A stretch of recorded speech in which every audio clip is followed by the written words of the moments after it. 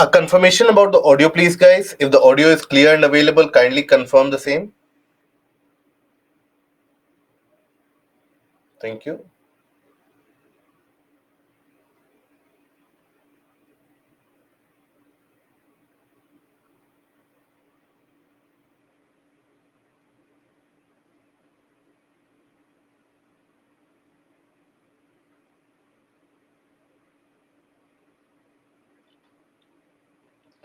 Vishal, the test series that you are appearing for, if you are appearing for the test series, I would suggest to you that test series, please understand, get your mindset correct. Test series is not to see how much marks you score. Obviously, that is an added incentive. But then you have to analyze those 100 questions again after the test. And there you have to analyze what are the mistakes that you are committing. The mistakes that you are committing can be classified into two to three types. Either you did not know that area, add on to that content arsenal or your content list, or you have studied that, still committed a mistake. That is something which should be red flagged immediately. That means there are some issues in terms of concentration or interpretation of the question in itself, the language of the question in itself. Like that, you have to analyze, and then accordingly, after every test, try to have at least 50 to 60 new points of information.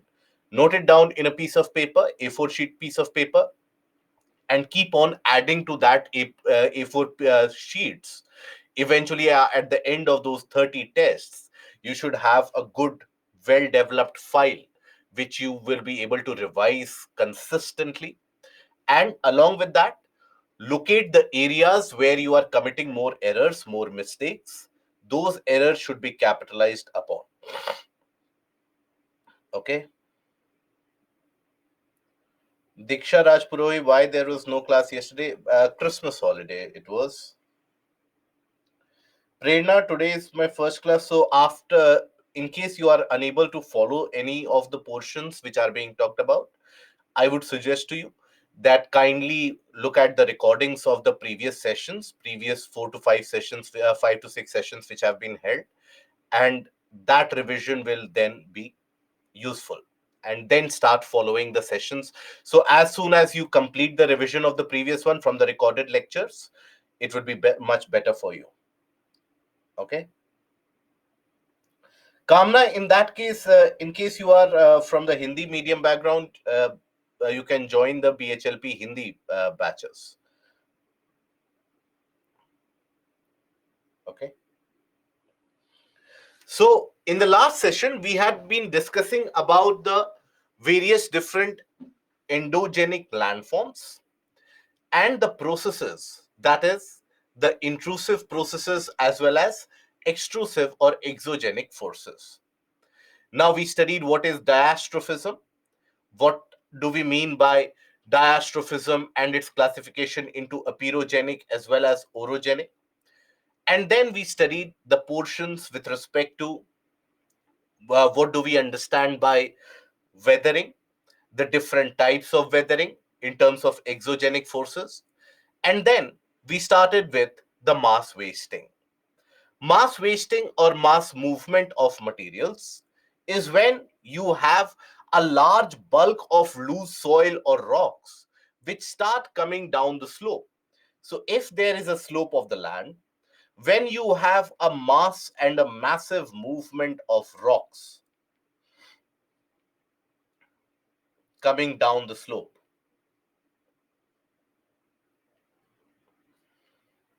okay, everything when it comes down the slope with significant amount of velocity or even a slower velocity under the influence of gravity. So here you will have large bulk of soil as well as rocks which start coming down the slope, which start moving down the slope. That is where you will have the bulk movement associated.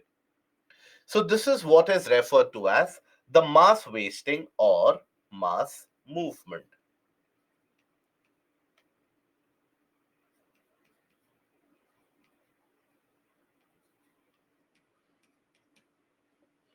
Okay. Now here we had seen that the rate at which the materials they tend to move, that depends upon the volume of material. Here by volume of material, what do we mean? We mean that in a particular sloping area, the total amount of loose soil and loose rocks or boulders which are available to move, that in a way determines how much materials will move down. For example, we had seen that in a region, if you have rocks, if you have large rocks, let's suppose. Now, these rocks, which are held with each other together and have a significant amount of strength, so there the amount of materials moving down the slope won't be significant. But in an area, if let's suppose you have a lot of loose soil available, loose soil means which is not bounded in its place by the roots of the trees, etc. So there, the loose soil can move easily. So here, volume of material refers to amount of loose soil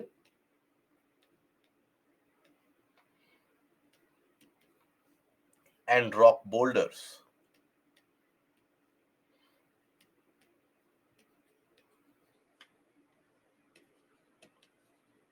which can move down the slope.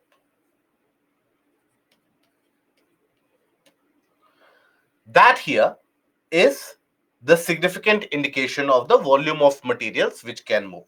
Water content, greater amount of water content means there will be easier movement and a greater movement down the slope. So in areas where you have heavier rainfall or more of the river movement, etc., is observed, there will be a greater movement.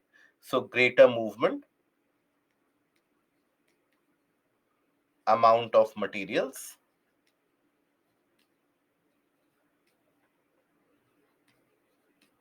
water initiates a faster movement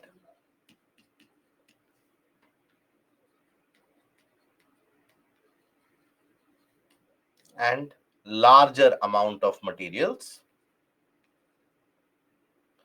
Boulders basically refer to basically parts of rocks.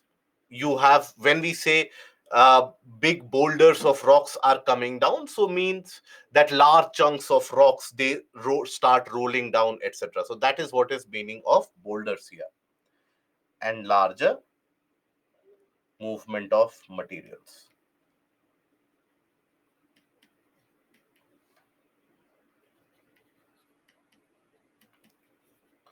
And we had also seen about the steepness of the slope. If the slope is very steep, in that case, let's suppose the slope is significantly steeper, that means the influence of gravity will be very high. So in this case, you will observe that slope steepness here refers to greater component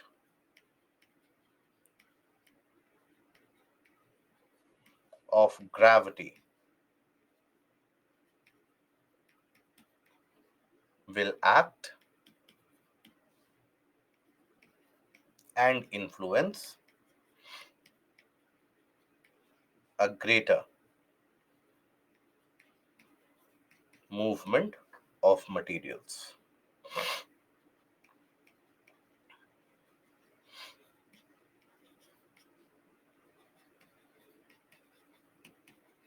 For example, we had earlier also seen this case that let's suppose in a region if you have the topography like this. So that basically means that if you have rocks and rock boulders in this particular portion here, they can always fall very easily. Okay, they can fall directly and they can fall easily, even if let's suppose there is not significant amount of water movement, still it can initiate a sudden or a quick movement down the slope, what is referred to as a rock fall or a debris fall. So these come into the category of falls. Okay, Now we will take a look at certain examples of these mass movement, both slow and fast. For example, when we talk about landslides. Now, landslide is a kind of a mass movement that most of us would have heard about or would have seen somewhere, or would actually have read about landslides occurring in different areas across the Himalayas, across the Western Ghats. So, what are these landslides? So, when we say landslide, that virtually or that basically means that in a particular region, as you can see, you'll find that the soil, along with the loose materials, they start moving down the slope. So, in this case of a landslide, you will have faster movement,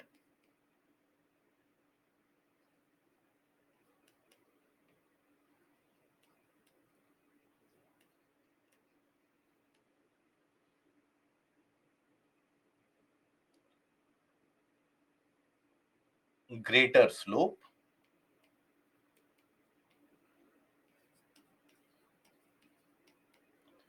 availability of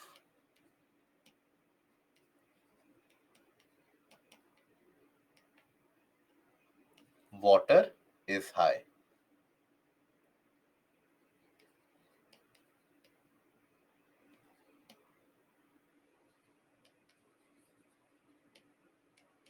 Availability of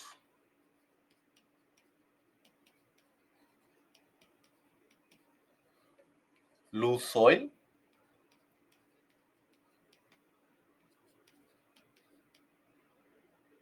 and rocks, which can move.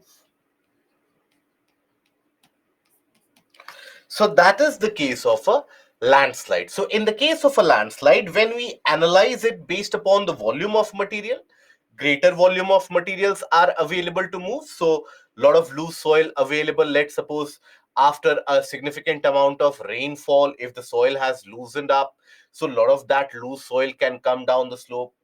The amount of water content, if the volume of water available is higher, then that volume of water can easily come down the slope as well there also, right?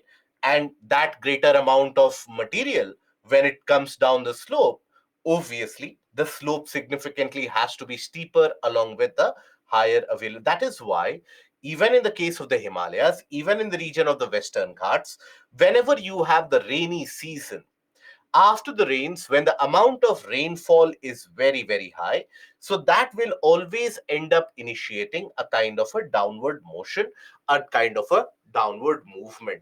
So that is always going to be the case.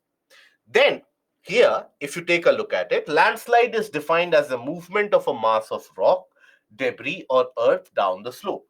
It can be initiated in slopes already on the verge of movement by rainfall. Even in case of a snow melt, for example, in Himalayas, you will observe that during the summer season, the snow, the glaciers, they start melting at an increased rate. So that provides water availability into the materials. So the materials become slightly fluidic. And then these materials, they start sliding and coming down the slope. Changes in water level, stream erosion. For example, let's suppose there are multiple smaller rivers which start coming into existence during the rainy season. They will be carrying a lot of materials. Changes in groundwater level. So all of these, even an earthquake, can initiate the movement down the slope. So that is basically that movement which is initiated down the slope with a substantial amount of speed. It has got high amount of destruction potential. Generally, after the end of a landslide, what do you observe is that a lot of these materials, they accumulate at the bottom of the hill or a mountain. Lot of them, right? So let's suppose a region which is surrounded by hills or a mountain. Okay, let's suppose. Now, there is a question that UPSC asks from that area, this area. which we will cover in detail in the portion of Indian geography as well. That why is it that Himalayas experience greater amount of landslides as compared to the Western Ghats? But it will be immature or premature for us to study about that in detail as of now, because once we are familiar with the topographical details of the Himalayan region, we are confirmed and we are well aware about the topographical details and the seasonal variation which is experienced in the Himalayas in the Western Ghats, we will be able to address that much easily. Having said that, let's suppose a region which has got a lot of mountainous areas, lot of hills in a particular region. Okay, here.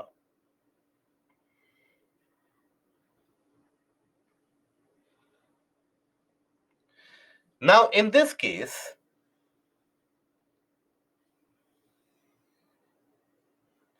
if let's suppose there are a lot of landslides happening in this area, so these landslides will accumulate in terms of debris in this region. Can we imagine such a scenario that all these materials as a result of a landslide, they can end up accumulating in an area like this, right? Now if I ask you that these deposits that you see, these deposits from landslides that you see,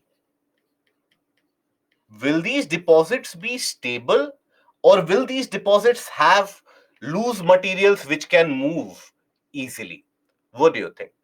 All these deposits which have been accumulated as a result of landslides, will these all be stable, or will that be able to move very easily? Loose materials? Yes? Very good. So wherever you have such deposits created out of landslides, they will always have the ability to move very easily from one region, from one stretch to another. They will always have the ability to move very easily because they will be unstable. Okay, very unstable.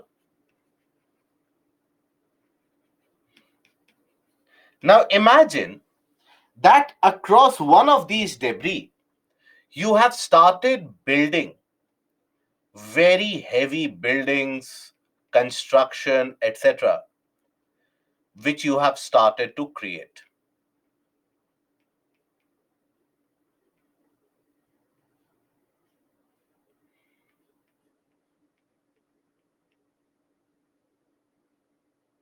Okay.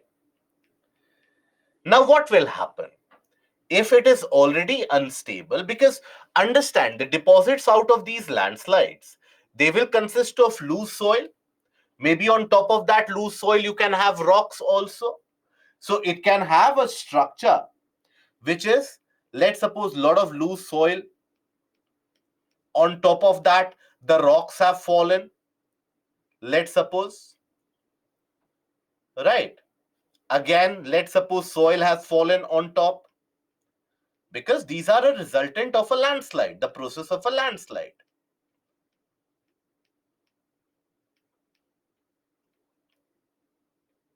So on top of that, again, maybe another fair share of rocks, fair amount of rocks have fallen here.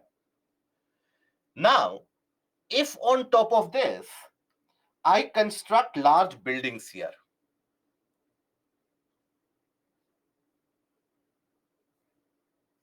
right?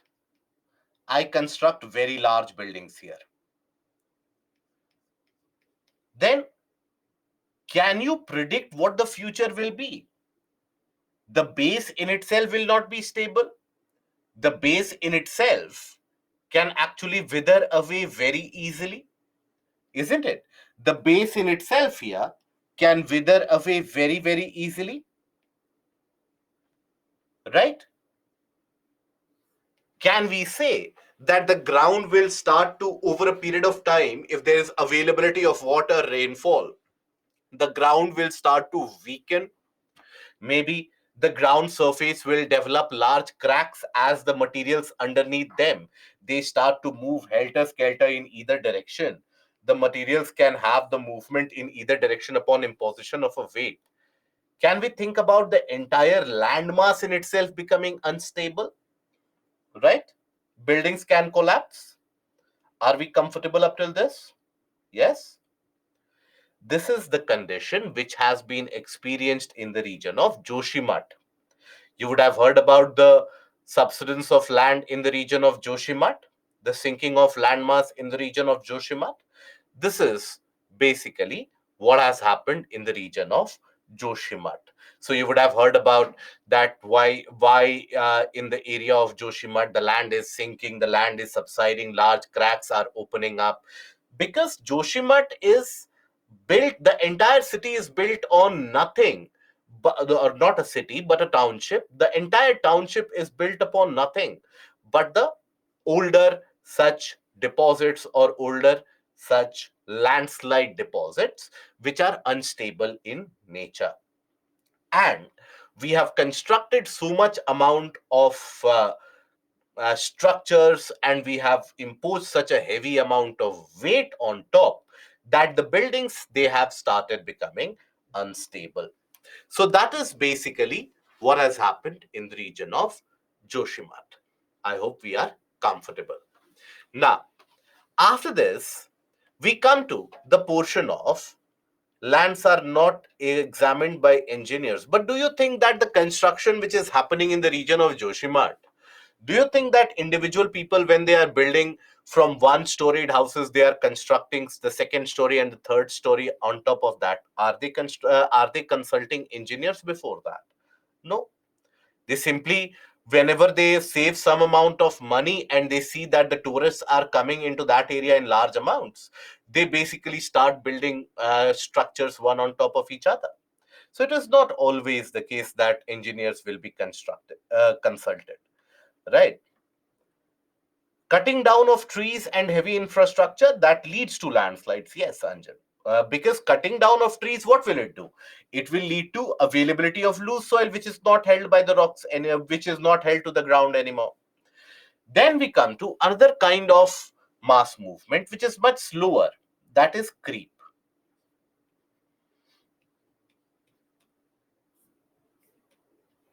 Okay.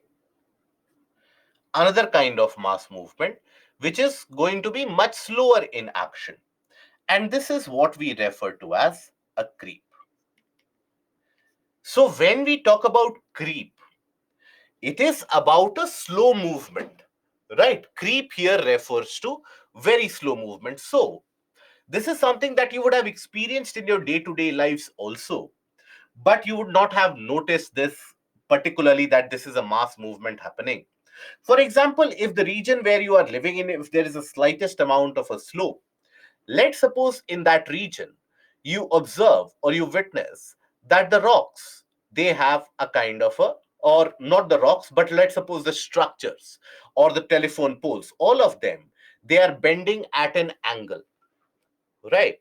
The barricades of the boundaries, they are all bending at an angle. Now, this is a very slow movement. It happens when the slope is gentle slope,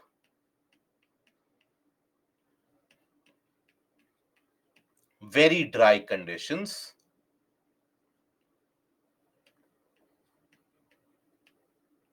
very dry conditions, right? And that means very slow movement.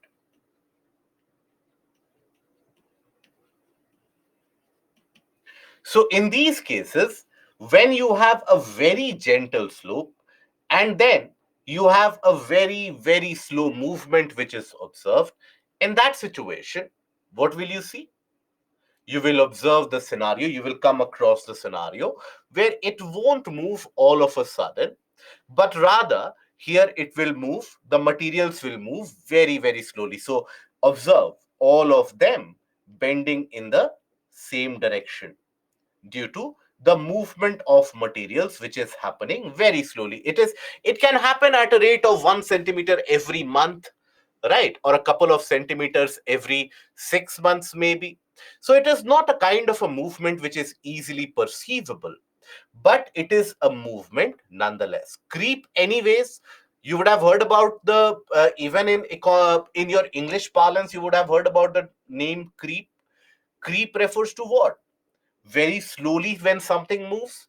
When we say that someone is creeping down the line, means what? That very slowly somebody is moving up. So creep here refers to very slow and gentle movement which is observed. That is what is creep here. So it is sometimes you would have observed that all the telephone lines in a particular area, in a single in if they are present in a particular area, you would observe that the telephone lines, they indicate a bending somewhat like this in a slight angle. All of them indicate a kind of a uniform bending which is there. So that is what is referred to as creep. Okay. Can we say that the trees on mountains are also tilted? If they are tilted in the same direction, all of them? Yes. Okay. Now, then you have another kind of mass movement here. But how very dry conditions support mass movement? Because even if the conditions are very dry, you can have very slow movement here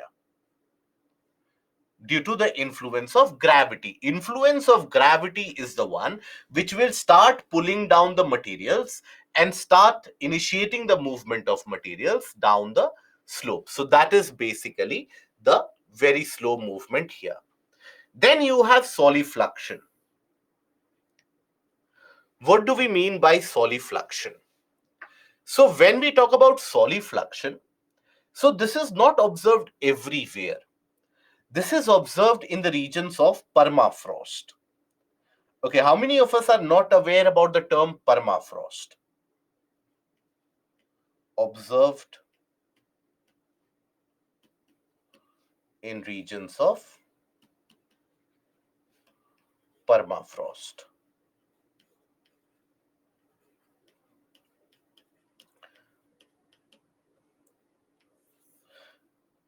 Okay, Krishika, creep, I am not able to understand. Okay, see, what do you understand by creep? What is the meaning of creep? Creep refers to very, very slow movement.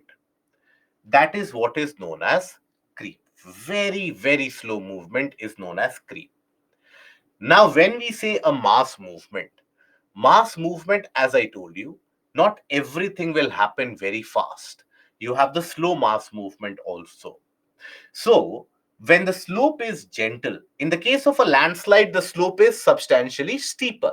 That is when, in the presence of water, everything starts falling at one go. That is where landslides you will observe in a couple of hours, everything has come down.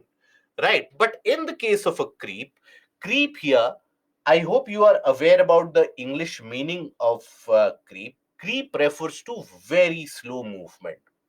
So, in case when the slope is very gentle, suppose very, very gentle, it is not at all steep. And the conditions are also dry. If there, even in this gentle slope, if there would have been a lot of water, materials would have flown or moved very easily. But if the slope is very gentle, in that case, the materials will be moving very slowly. But why will the materials move at all? Under the influence of gravity. So here, the materials tend to move at a very slow rate, maybe at the rate of 1 centimeter every 6 months or something like that. So that is where you will have the materials indicating a movement down the slope very, very slowly over a period of time. Still, large mass of materials are coming down the slope. So it is still a mass movement. If you take a before and after image of this area, maybe after before 6 months and after 6 months, what is the event? You will be able to discern that, okay, or after 1 year, or before 1 year, after 1 year, you will be able to discern that yes, mass movement has occurred. But on a day to day basis, you won't be able to figure out that, okay, this mass movement is still happening. So that is what we refer to as creep. Okay. in Nikhat, in creep, land is bending or the poles. It is not. How will the land bend? The land moves. So if there is a pole which you have installed like this, let's suppose, and the land above it is slowly moving, let's suppose, the topsoil. So the pole that you have installed, I hope you are able to see my hand. So the pole that you have installed will go significantly below the ground also. So let's suppose the lower portion is the rocks where you have cemented the pole, right? But above it, the soil is slowly moving, very slowly. So what will happen? Observe the poles. The poles will also bend. Yes. So in that area, if let's suppose you have multiple of these poles, all of them will indicate a movement in a certain direction. That is why in the regions of where the creep is occurring, you will observe that the trees also, they tend to have a similar bend in the same direction. Okay. Now coming to the portion of permafrost. Permafrost refers to those areas which are permanently frozen, right? So closer to the poles, you come across the areas which end up remaining permanently frozen. So permanently frozen areas,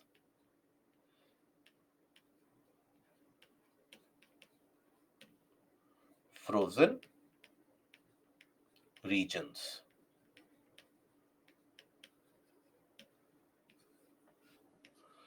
Now in these permanently frozen areas, what do you observe? Here you will observe basically that the ground underneath it is completely frozen, right? So the topsoil, subsoil in these areas is completely almost frozen.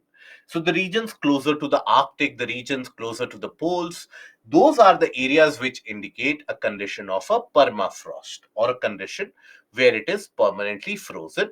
So those are the regions which will indicate that. Okay, so that is the case of a permafrost, permanently frozen land below the surface. These are the permanently frozen regions here. Okay, so observed closer to the poles. For example, northern portion of Europe, regions of Greenland, north portion of North America, northern portion of Asia, so that is north of Siberia. These are the areas which are largely regarded as the regions of permafrost. Now, in this case, what happens? During the summer season, during summer,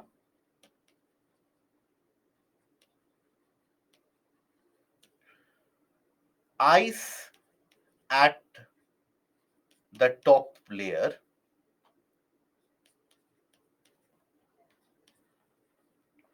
or closer to the surface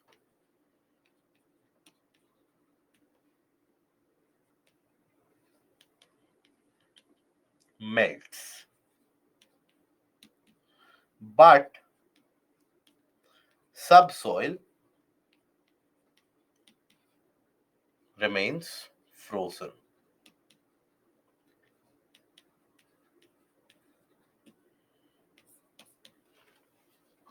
Okay, so here you have a condition, if you can imagine, that the bottom portion, the topsoil, has basically, which was also covered with ice at one point of time, that topsoil has basically observed that melting of ice, but the bottom subsoil layers, they are still completely frozen.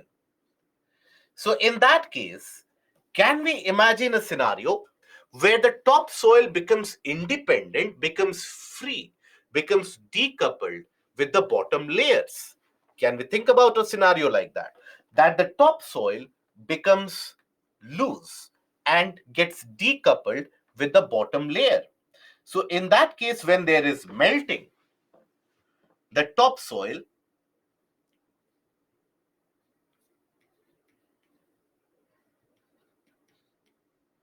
becomes loose and is free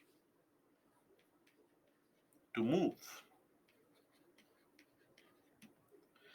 And plus you have the ice or the frozen region which has which has actually observed that melting. So here there will be availability of water also. Water will also be available because melting of ice will provide that water. So you will observe this kind of a flow pattern. You will observe this kind of a flow pattern.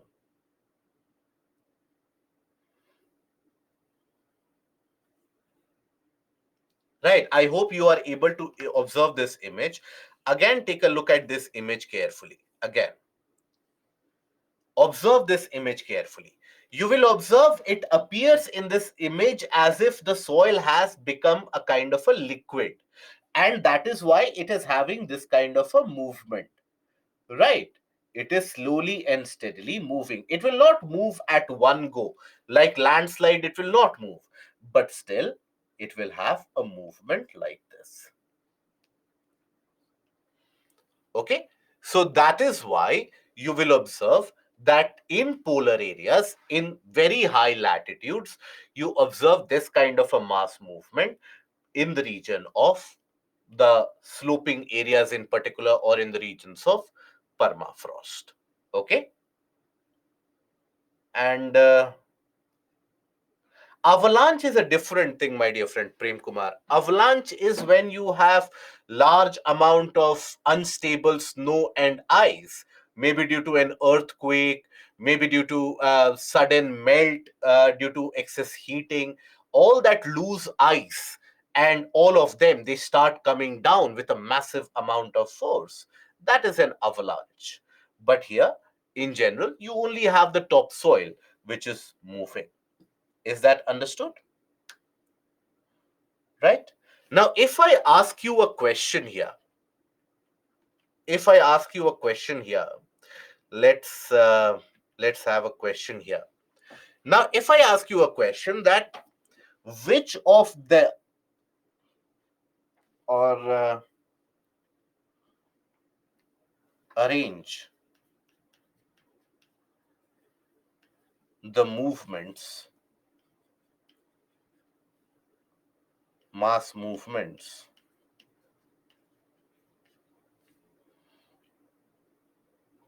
in terms of the speed with which materials come down the slope.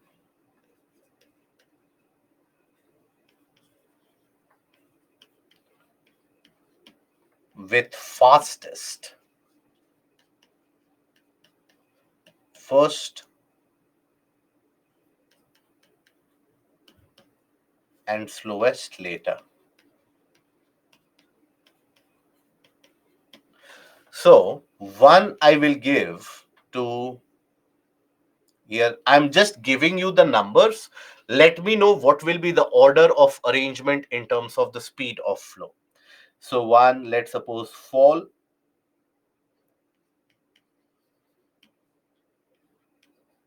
slide, that is landslide, let's suppose. Three, let's suppose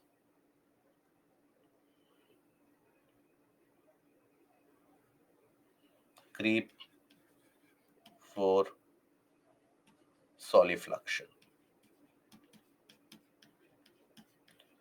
Arrange them in terms of which will be the fastest and which will be the slowest.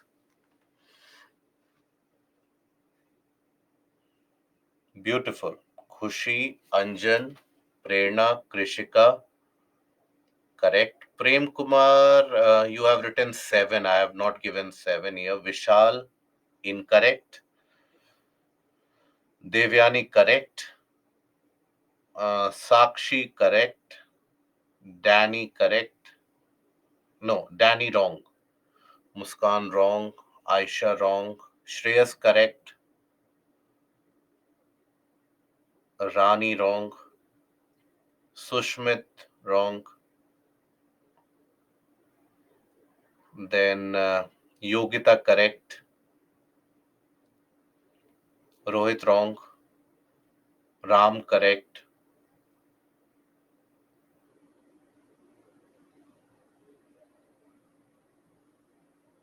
Nikhat correct. Shruti correct. Pihu no. Incorrect. Kitu correct. Betsy correct. Naina wrong. Edward wrong. Ankush correct. Abhay correct. Deepika correct. Hemlata correct. Chetsha correct. Shiva correct. Dikshit correct. Srilata wrong. Then Niharika correct. Vandana correct. Vishal correct. Vishant correct. Twisha correct. Subhadharani correct. Tabassum correct. Nayana correct. Yug Singh correct. Suaim correct. Good. So here, the fastest will be fall. Fall is when it is almost vertical, right? So that will be the fastest. So fall is the fastest. Then comes slides, various different type of slides that you observe, the earth slide, mud slide, depending upon what kind of material comes down. Then both creep and solifluction come on the slower side, but still solifluction is come bit faster because you have availability of water. Then you have creep. So 1, 2, 4, 3. Is that understood now? I hope we don't have any doubts because yes, Muskan, your answer was correct. So most of you, almost everybody has given the correct answer. So I hope this portion is understood. So this is about the mass movement. So till now we have discussed about, I hope you will be able to even talk about Joshimat here, right? Why this Joshimat event has happened, and also about the aspect of the examples of various different mass movement. Sushmit, your question that isn't melting of top layer antithetical to permafrost conditions. See, understand. Permafrost means permanently frozen. So even when the top layer melts, the bottom layer is still frozen. If everything would have melted out, then this sudden kind of a movement or this mass movement wouldn't have happened because the top and the bottom layer of the soil would still be interconnected with each other. Just because the bottom layers in these higher latitudes they still remain frozen, that is why the topsoil in a way decouples from the lower portion. Okay, right? Now, my question is why these landforms are called endogenic processes? No, mass movement, Ankush, weathering, mass movement, they are a part of exogenic. Now we have moved into exogenic movement. Okay. So, Sushmit, understand that even nowadays, the major conversation going on around the world is the fact about melting of permafrost. Permafrost, nonetheless, even if we don't talk about the climate change and the melting of permafrost, but basically, even during the summer season, let's suppose in the region of Greenland, during the summer season, when the temperature comes to around 3 degree, 4 degree, or 5 degree Celsius, that is enough to melt the top layer of ice. But the bottom layer of ice, that still remains intact. Again, when the winter comes, everything will again be frozen. Right? So permanently, the bottom portion is permanently frozen. The top portion might melt here or there. In some years, it might melt. In certain years, it might not melt, but the bottom portion is completely and throughout frozen. Okay? Yes, Prem, that is correct. Can we say landslides as disaster? Absolutely, yes. Landslides are disaster causing. Now we come to the portion of gradation. Now, again, gradation is an English terminology. What is the meaning of gradation? Leveling up, right? You level up, that is gradation. So something which has got a greater elevation, you reduce the elevation. Something which has got a lesser or kind of a depression, that comes up. Right. Remember, in the previous class, we have had a detailed discussion about the fact that why the exogenic forces, they are known as the levelers. I hope we still recall that, even though it has been 4 days. But I hope that we recall that kind of a uh, interactive discussion that we had, that the endogenic forces, they are referred to as the tectonic forces, the exogenic forces, they are known as the levelers, because wherever there will be an increase in height, the movement of nature, outside movement of nature, will try to flatten it. Right, remember we had talked about the river also trying to erode any kind of upliftment which happens in its river channel. The river will erode that also. Right, we are aware about that. Balance with destruction, very good, nicely put, Vibhu. uh, and these kind of terminologies, if you tend to use in geography optional, just a kind of a side comment, Vibhu, this will be very rewarding. um, so that is what the evaluators in optional, they tend to search for. Anyways, so here in permafrost situation, agriculture is not possible. Only in the summer season, when the top layer slightly melts, only in those conditions, Lakshmi, will you be able to carry out some agriculture. Otherwise, no agriculture. This is the reason why, when we talk about the advent of Europeans to India, to the region of I think we talked about it in the first class. If we did not talk about it, I'll give 5 minutes to it, because you need to be aware of this. Why do you think the Europeans came to countries or India? From your childhood days, you would have heard about various different reasons. Why do you think the Europeans came to India? Were they looking for the trade, for spices? Why did they need the spices? Even today, if you look at the uh, European cuisine or European food, they don't use spices. So why did they need spices? For trade. You're saying correct. Prem, correct. Good. Sudeepa, to earn profit by where would they sell those spices? Who would buy those spices? Clearly, Indians were not buying. The tropical countries were not buying spices. So who would be buying spices, and what, for what purpose? Spices, they serve as the best preservatives, particularly the black pepper. So that is some of the best preservative. Now, because of the fact that in the European climate and in these regions, for almost 6 months of the year, you have such cold conditions. For example, right now, most of Europe is covered under ice, right? You would have heard about the fact that the entire scenario around Christmas celebration that is going on in almost half of the world, they are celebrating, and they build snowman out of it. Right? Everything revolves around ice and snow. So do you think they would be able to grow crops under these conditions? Obviously not. So what they would do, they would have even hunting in these cold, harsh conditions would be a tough job. So that is why what they would do is they would preserve meat for 5 months, for 6 months, they would preserve meat. And only the richer people, they could afford freshly hunted meat on a daily basis, the noble classes. But the poor people, they would always have the preserved meat they would consume for 5 to 6 months.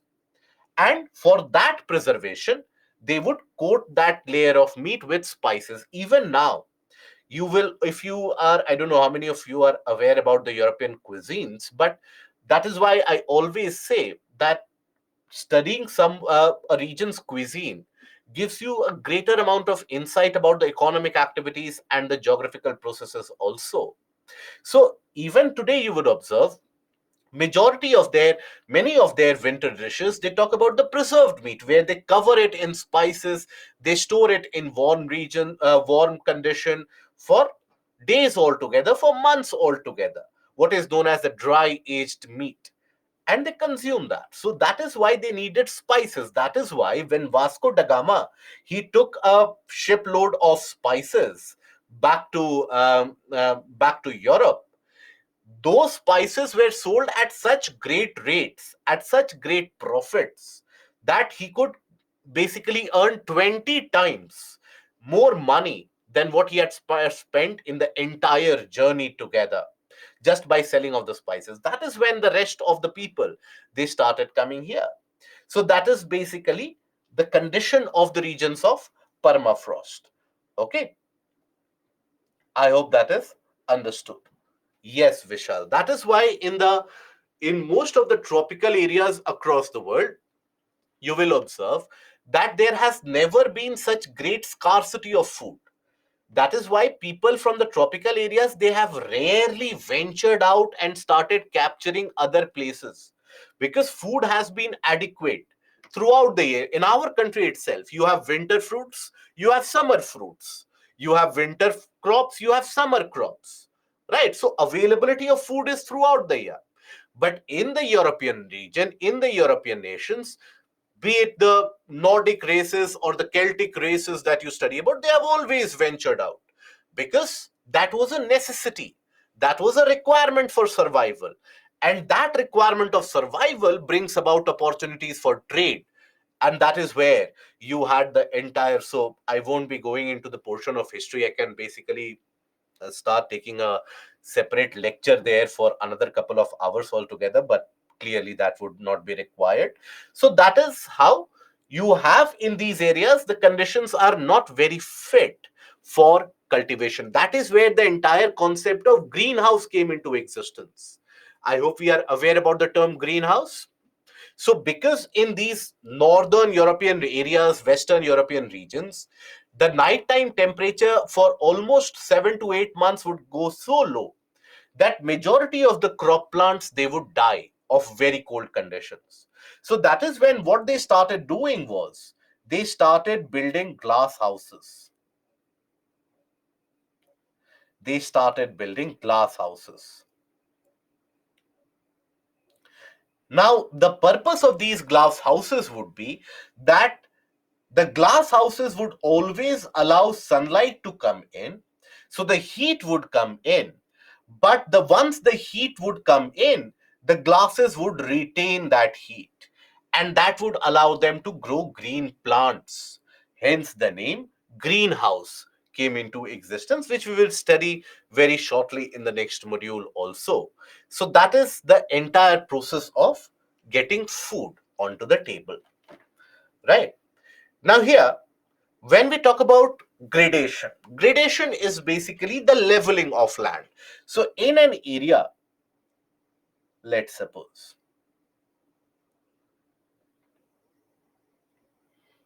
in a region,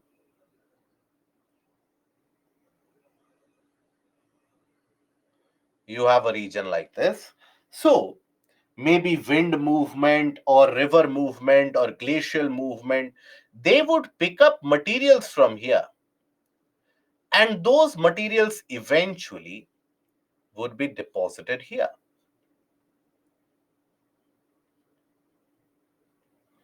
Those materials, I would use different color, otherwise it appears like water. Those materials would eventually get deposited here. So what has happened in this region? The level has increased. In this area, the existing rocks, they have been plucked away, they have been removed.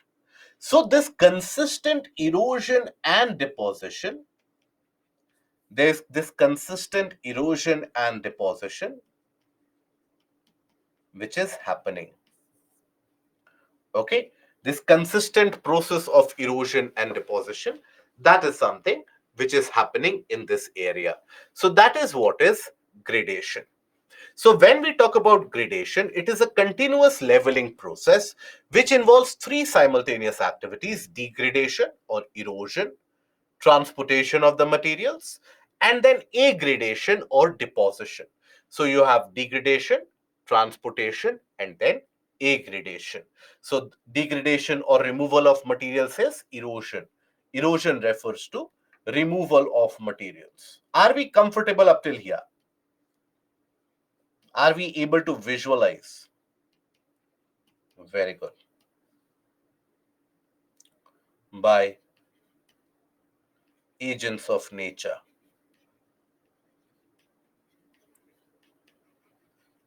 Right? And then deposition. We all know what deposition is. Transportation. So a river will be able to, all of you would have observed a river to be moving, all of you, at least if not in real life, still I would say it is a high time in your life that you observe how a river moves, or go to a river bank, observe its movement. Now you would have observed one phenomena. When the movement of the river is fast, when the movement of the river, I repeat, is fast, you would have observed that greater number of materials, they are carried away. Even trees, branches, etc., everything is being carried away. But when the movement of the river is slow, lesser number of materials are being carried away. Are we aware of that? We can imagine that when the speed of movement of the river is high, it can carry away houses also, trees also, lot of soil. River water will appear brownish because of the huge amount of materials it is carrying, soil sediments it is carrying. But when the movement is slow, for example, right now in these months, amount of rainfall in entirety of northern India is very less. Only in the eastern coastline of India right now rainfall is being received in certain areas, but the rest of the country is not receiving very high amount of rainfall. So in these months, if you observe the river, for example, the Himalayan rivers will appear very clean, blue green color, almost transparent water. Why? Because the speed of movement, because of less availability of water, less flow of water, the speed is slower. So that is why they are not carrying that much amount of soil sediments from around them. That is why they appear to be very clean and green, bluish in appearance. But then come the rainy season, after 3 to 4 or 5 months during the rainy season, you will observe what? Suddenly, you will observe or you will experience that large amount of materials, they are being carried away, right? So faster the movement, greater is the ability to carry materials. Slower is the rate of movement, lesser materials will be carried, be it the wind, be it, because winds also is something that you experience on a daily basis. Now, today, tomorrow, or on a daily basis, when you experience the wind movement, do you think that the normal day wind, which comes and blows away from near you, you wouldn't have seen the winds carrying lot of stuff. But during storms and stormy conditions, when the winds are very powerful, the winds which are very powerful, they can slam doors and windows, break the glasses of the windows, etc. Now, those winds, what do you see? You will observe the scenario that those particular winds, they are able to significantly carry some loose materials of soil also, some lighter pieces of paper, any lighter, even lighter sheets of metals, they are carried by the wind. Why? Because their speed is fast. So whenever any agent of nature has got a faster speed, there is a greater carrying capacity. When the speed reduces, its carrying capacity substantially reduces. So here, carrying capacity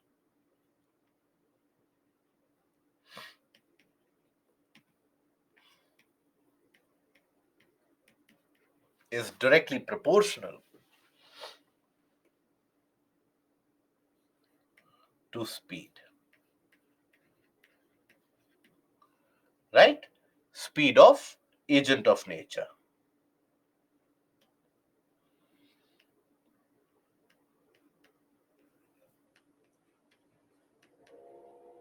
So if the speed is high, the carrying capacity will be high. If the speed of movement is slow, carrying capacity will also be comparatively slower. Are we comfortable up till here? Any doubts in this? Perfect. So that is the case with all the agents of nature. So can we extrapolate this to think about? So what will happen if, let's suppose, a river which has been coming down the slope here, let's suppose a river. Now, if I tell you place 1 and place 2, at position 1, will the speed be higher or will the speed be higher at position 2? What do you think?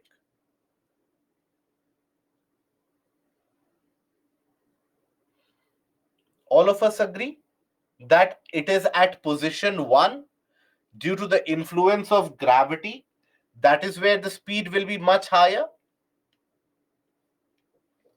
isn't it? Right? So, at this position, can we say that the river will be able to carry lot of materials along with it? Isn't it? So, because the carrying capacity is higher. Now, so in 1, at the position of 1 around the region of the slope, when the carrying capacity is high, the speed is high. Out of these two, which will dominate? Erosion or deposition? GIB, you let me know. You had a doubt in this. Everyone else also, I want you to answer this. Very good. At the position 1 here, erosion will be dominant here. Erosion will be dominant. Why? Because the speed is high, the carrying capacity is high, so erosion will be dominant. When we come to position 2, at this point of time, the speed is lesser in comparison. The speed is slightly lesser in comparison.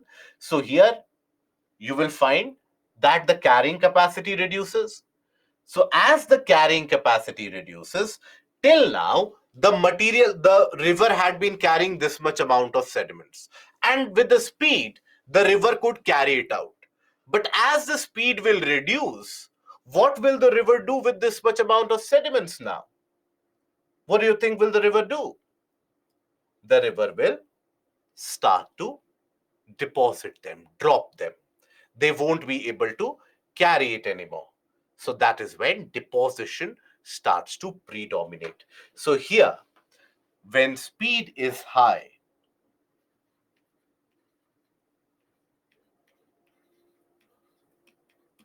is that understood? Erosion dominates.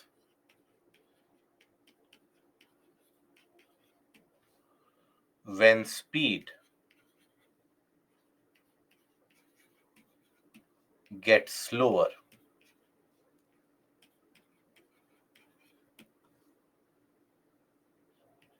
carrying capacity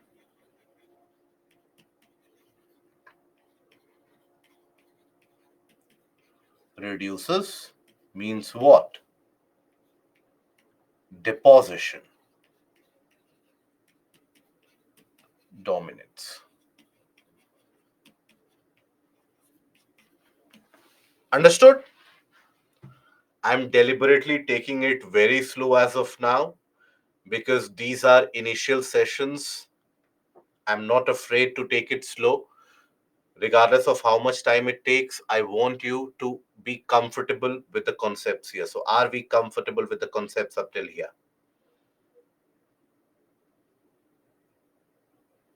Minimal. Nikhat, it is minimal. Yes. Comfortable? Good.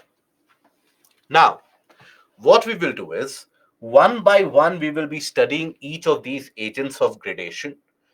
And in the process of erosion and deposition, they end up creating wide variety of landforms, different variety of landforms. Now, till now, all the books, even in the school days, you would have studied this, many of them. Even now, you would have studied it in various textbooks. All the books talk about these landforms in a kind of a paragraph manner. They will give you the definition of that particular landform, and it is up to you to imagine that. We will not follow that approach. You are appearing or you are attending the live sessions, you should have some advantage out of it. We are going to take a visualistic approach here. I'm going to show you the images of each of these landforms. The definition part of it will be there in the additional reading materials. Additional reading materials, you will get that written definition. But nonetheless, once you understand the process of formation, the process of erosion and deposition, you can write your own kind of definition there as well. Okay. So I am going to follow a kind of a visualistic approach. By visualistic approach, what do I mean? I will show you. For example, we will study like this, everything by visual aid. So there, I want you to take this approach, observe these images, use your mind, use your imagination power that how these could have been created. Okay. And then apply that logic to the things you see around you on a day-to-day basis. It is only then that geomorphology really comes to life. The region that you are living in will have a very unique topography of its own. It will have some regions which are uphill, some regions which are downhill. Observe those. Some unique shapes which are observed. Observe those. That is when you won't be requiring a book anymore to study this. Okay? I'm hoping that it will be beneficial. In mains, can we write definition in our own words? You should write the definition in your own words.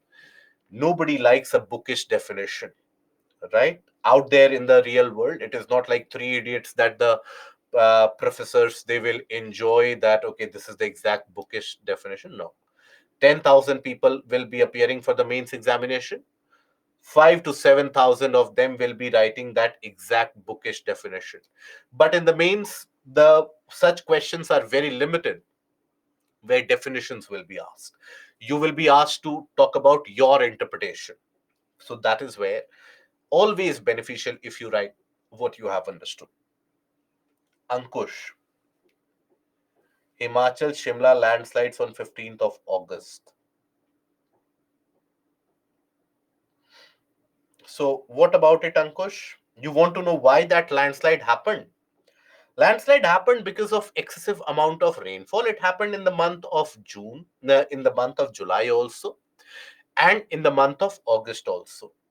So the slopes, they have been weakened already.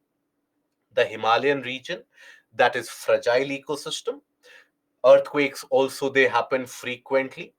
And the rocks, they are not very stable, like the Alps and the Appalachians of the world. The rocks in Himalayas are not very stable. That is why recently you had the tunnel collapse in Uttarakhand also, which you experienced.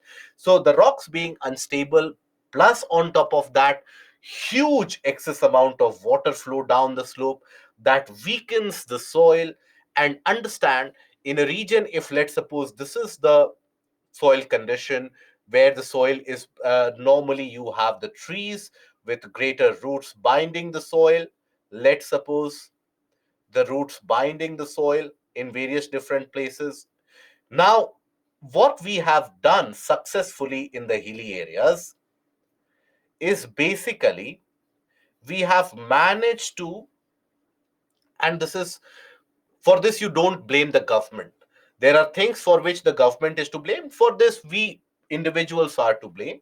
So in our wanton search for more money, for greater amount of income, etc., what we have done, we have completely uprooted these trees in these areas. And then if you observe, if you are from the region of Himachal, or even from the area of Uttarakhand, you would attest to the fact that the buildings which are being constructed there day in and day out, they are not being done on a scientific manner, that you go for a certain depth of the ground. Geological survey needs to be carried out, that where the harder rocks are present, there you lay the foundation stone, then you construct the buildings. Most of the buildings there, being constructed have a profile somewhat like this. In the hilly areas, almost all of you who have been to hilly areas would have observed this, that the buildings, one on top of each other, it is basically one season, they will get some money, they will construct another story here. Another season, they will construct another story here. They will start renting it out. A new hotel will be constructed here. Right. Like that, what you have done is you have loosened the soil. There is nothing binding the soil in its own place. Cement and everything is closer to the surface only. So if there is excessive amount of rainfall, which happens, that excessive amount of rainfall will carry the top portion very easily. It will make the top portion slightly fluidic. The entire top portion will then immediately slide down. That is why always it is suggested that in the hilly regions, don't go for excessive amount of construction. Okay, right? Are we comfortable in that? And Garima, if speed is slow, then deposition dominates because erosion cannot happen. Deposition means what? Whatever materials they are carrying, they won't be able to carry them any further. They will start dropping them. They will start depositing them. That is what is the case, right? Will not the basement substitute the roots? In case you have had such a deeper basement, only in that case. Because please understand, when you have, it is not as if you cannot compare one tree with one building.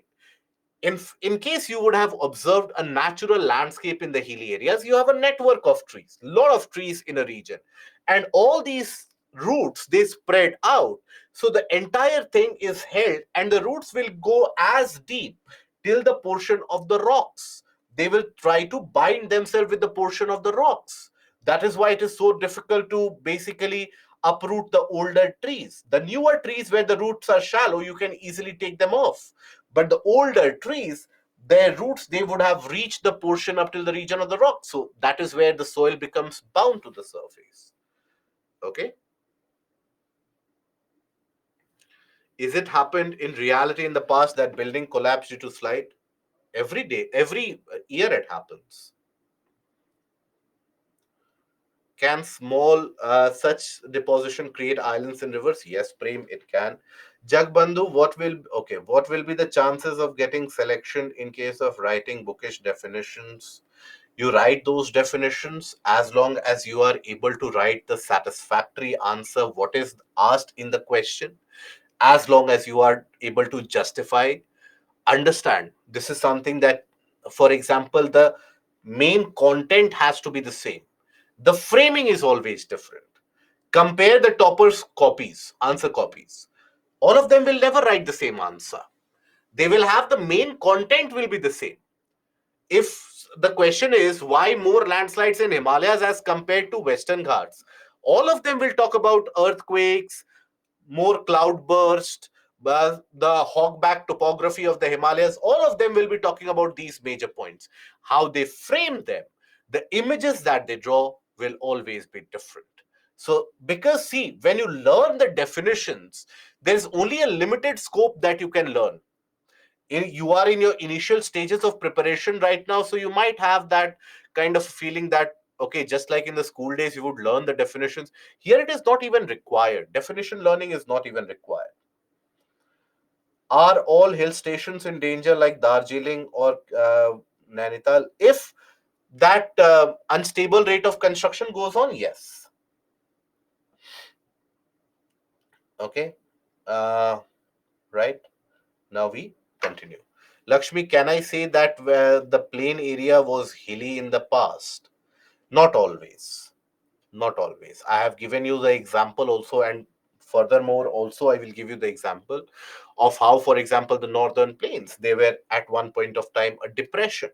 So, plain areas could have been depressed regions also. Okay.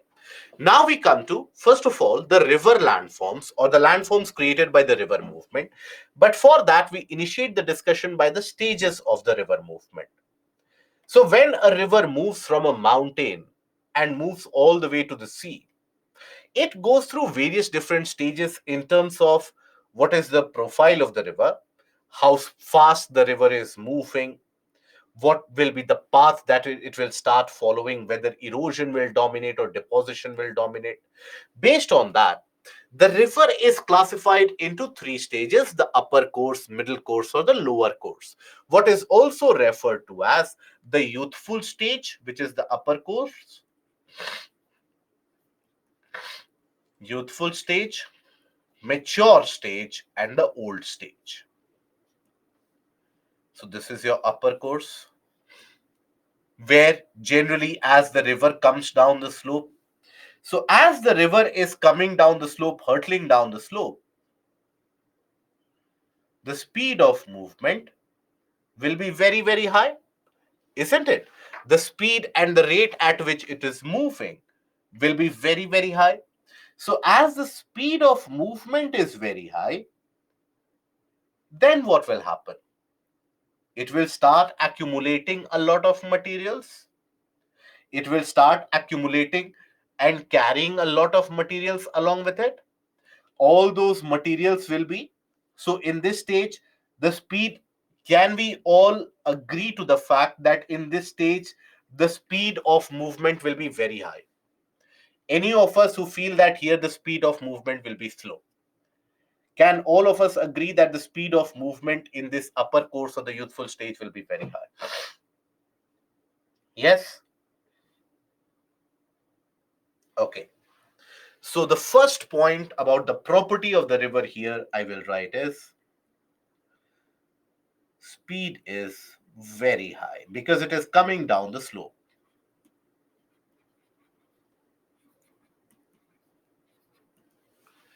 Now, for example, let's suppose here, let's suppose we talk about a region like this here, a slope like this. Now the river is coming down the speed with a greater velocity every time water particles are hitting the base. So in this manner, can we expect after some time that in this region, the region will get deeper and deeper and deeper? Can we say that this will get deeper and deeper and deeper? Can we think about it? Can we imagine that? Yes. So here there will what is known as vertical down cutting. The river as it comes down the slope, it hits the ground with such great speed, the slope of the land with such great speed. Obviously, it will fall down the slope, but it will start digging here. It will start digging here because understand the ultimate aim of the river is what? To level it up, right? Any upraised portion, it will try to level it out. So here there will be vertical down cutting. That is where valleys, etc., are created. We will come to that. Now, when the speed is high, erosion will be dominant or deposition will be dominant?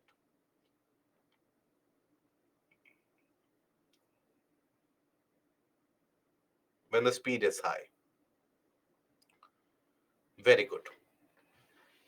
So here, erosion is very dominant. Is very dominant.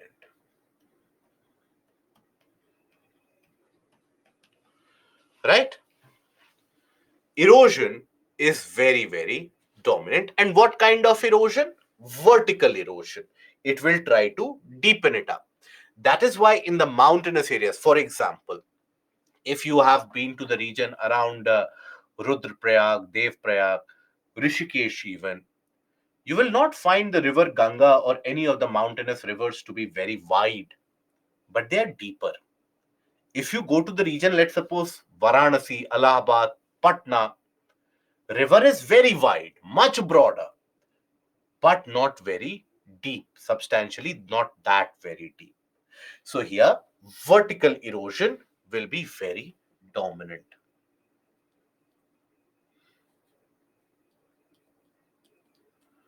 Vertical erosion is dominant.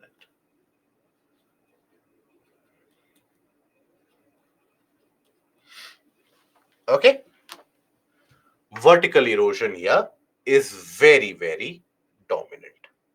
Comfortable up till here? Good. Now we come to the mature stage, the middle course. The river has now entered the plain area. This is the mature stage.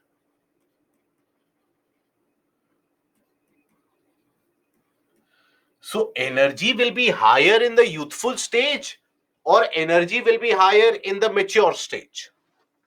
What do you think? Compare it with your own lives itself. Energy is always higher when you are young. Remember your teenage years when you basically would run around from here to there for no reason at all. When patience is absolutely something that none of us had, right? You would basically even bang your head to the wall because you wanted to do something in life. So youthful stage, always the energy is high, right? So when that youthful stage the energy is high, that is what is utilized to generate electricity also. With that energy, as the water is coming down, you tap that energy to run the turbines. So you have the turbines, basically the blades of the turbine, you allow the water to come in and the turbine starts rotating, the generator starts rotating, it generates electricity at the end of it, isn't it? So that is basically the requirement of the youthful stage. Okay, mature stage, energy slightly reduces,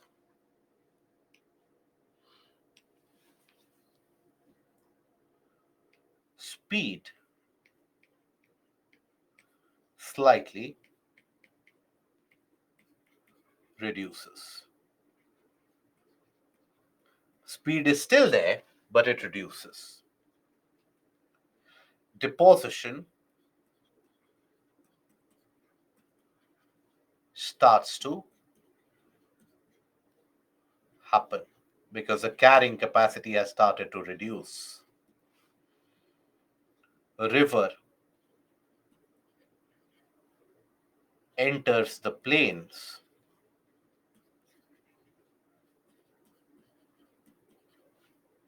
area and becomes very wide. River becomes very broad and very wide. Okay, so that is when this is the condition of a mature stage. And then you come to the older or the lower course, what is referred to as the old stage, where the river is almost at the point where it will meet the sea or the ocean. So almost moving through a flat land. So speed is minimal,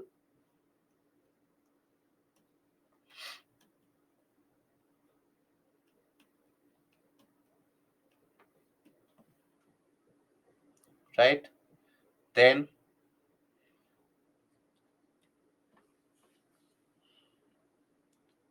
erosion is almost negligible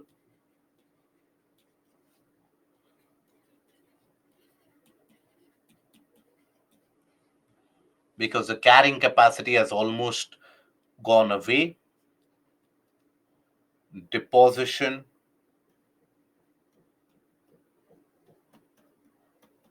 is prominent.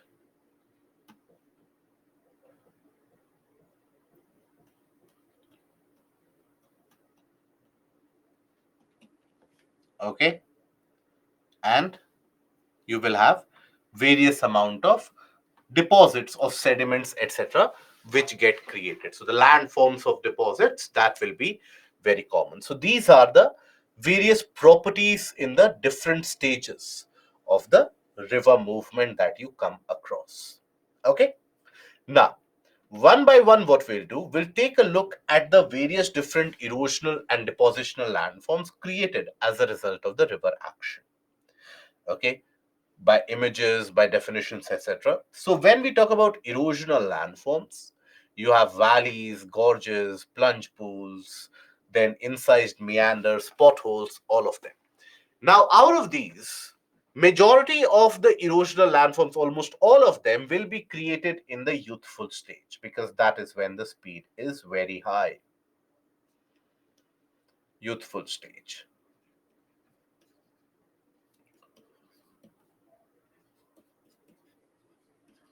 Even meanders, sometimes they are referred to as the erosional depositional landforms. So meanders also we'll talk about. Then you have incised or entrenched meanders and river terraces. These are formed in the mature stage.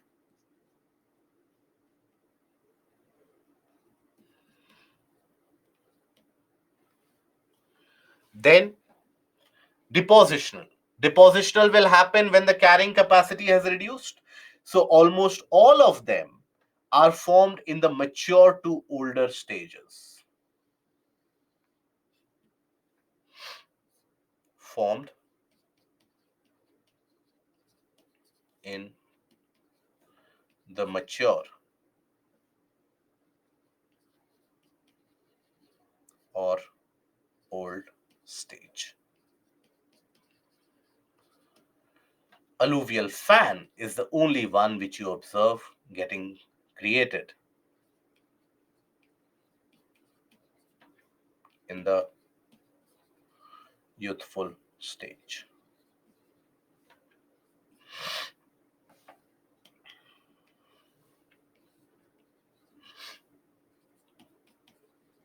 Youthful stage. Okay.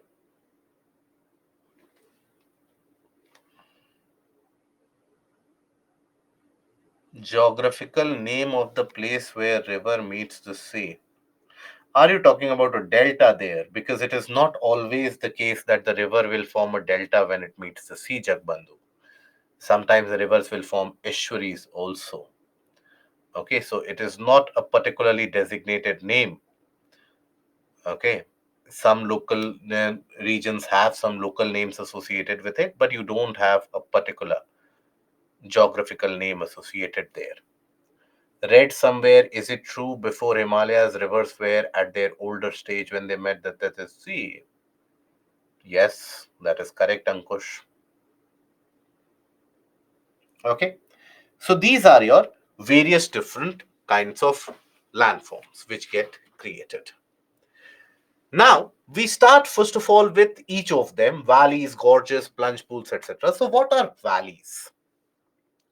Valleys are depressed areas of low scoured and washed out, land scoured and washed out by the forces of gravity, water, and sometimes even ice. They all take the form of a U or a V, right? So, for example, in a region, let's suppose here, what you observe this is a kind of a valley. This is a kind of a valley. Okay, so this is where you will observe that, and observe it. River is moving somewhere here. At some point of time, the river would might have moved here also. The river might have moved here also. The river would have moved here also. So it slowly and steadily has eroded it all. So that is a valley. So valleys are depressed areas of land, scoured means removed and washed away by the forces of gravity, water, and ice. They can take a shape of a U-shaped valley.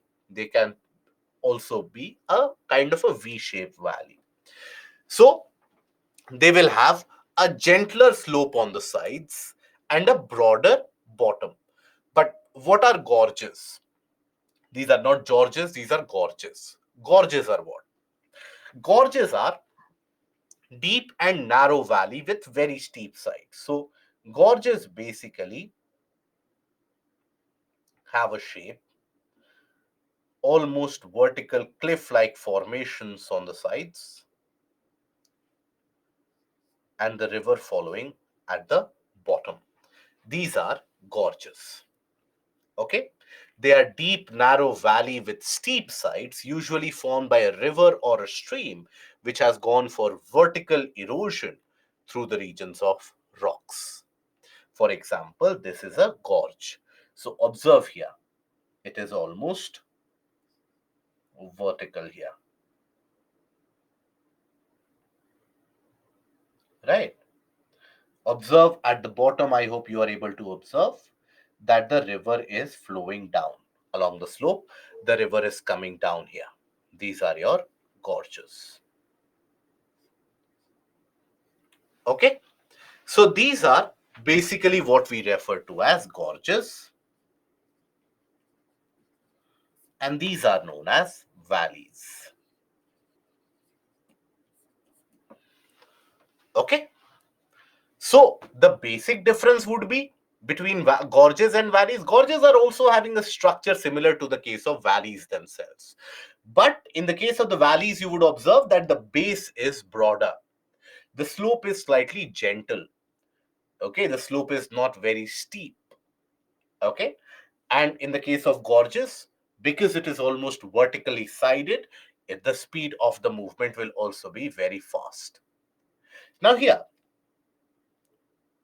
how is it that gorges are formed? Because of vertical down cutting. Remember, in the stages of river movement, we have talked about that in the youthful stage, the river, after some time, will start draining like this, will start draining like this. So in these areas, the side rocks will be at a greater height, but in the region where the river is moving, there it will be depressed. That is why. And the speed of movement of river depends upon the slope of the land. It is almost similar in the case of valley as well as gorges. Okay, right? Okay. Now, can we think about a scenario here? Yes, Chenab Bridge is being built across a kind of a gorge.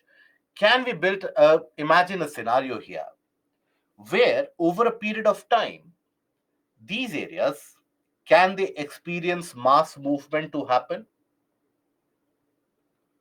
These areas can we experience mass, or can these areas experience mass movement to happen? Yes. So when there is a mass movement, where will the materials get deposited? At the bottom. The bottom can get broader, a bit shallower also. The slope will get slightly gentle as more materials will get plucked off. So over a period of time, majority of the gorges, they get converted into valley-like structure. So observe here that initially you have the case of a vertical erosion.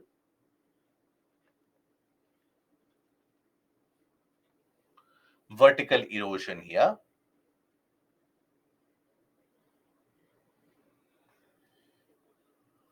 Right. You have the case of a vertical erosion here. Okay. Now, over a period of time, due to weathering, etc., if there is a kind of a mass movement, all these materials will eventually slide off and will start getting deposited at the bottom. And observe, eventually, you have a broader valley-like shape. Okay. So, over a period of time, due to erosion, weathering, and mass movement, gorges can get converted into valley-like structure. So, over a period of time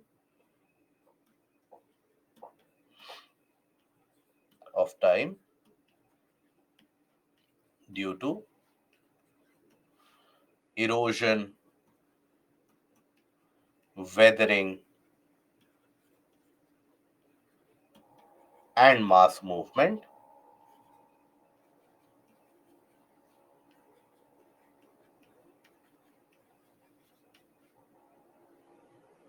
gorges can get can be get converted into valleys.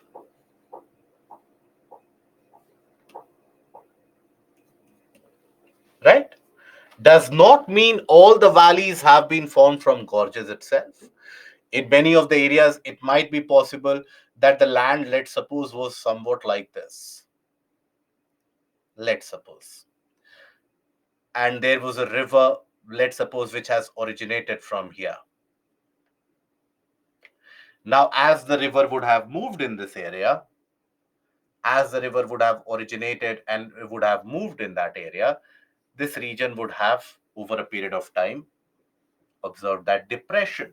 So it might happen that over a period of time, this region gets converted into a kind of a valley like shape here. Okay. This region can get converted into a kind of a valley like shape here. Okay. So it is not always the case that valleys will always be formed from gorges, but gorges can lead to the formation of valleys. Both of them are created due to vertical downcutting. Yes, Anjan, that is also true. Can we say yes, Prem? That is correct. Can we say that there's massive chance of massive landslide in the areas of gorges? Always, depending upon the rocks. Chetsha, gorges are khai in Hindi. See, khai is a term that is used wherever there is a greater depth.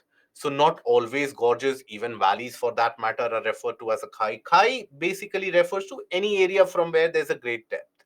So it is not always restricted only to a gorges or a valley. Okay. So now we take a break, guys, and we'll be back by. We'll take a bit longer break. We'll be back by around 7. Okay, I hope you are all right with that. And no, Damodar is a Rift Valley. Okay. Yes, Abhishek, it is. We take a break. We'll be back by 7.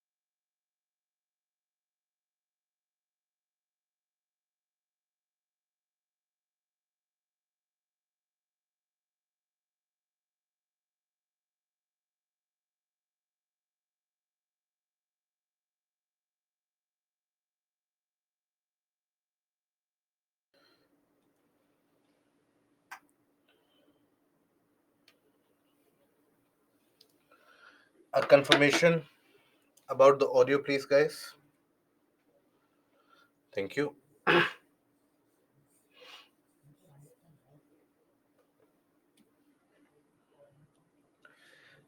So, the valleys can convert back into gorges. Not always, no. Very rare cases that will happen, Vikalp. Valleys can never get easily, they don't get converted, no. Unless and until, let's suppose there's a vertical down cutting here, and then maybe you have a structure like this, only then will you have a gorge conversion again, right? Only if there's further vertical down cutting, only in that case. Now we come to other such erosional and depositional structures. We start with the case of a pothole. So when we say a pothole, what is a pothole? So a pothole basically is a situation where you have, so potholes is something that you would have encountered in your day-to-day basis as well, right? On your day-to-day basis also you would have encountered potholes. So what are these potholes? So basically what you encounter on a road as small holes, that is the name associated with potholes. Now this pothole is a natural phenomena. It is a natural land form which is created as a result of erosion, and this is created in the youthful stage of the river movement. So when we talk about a pothole, it is created in the youthful stage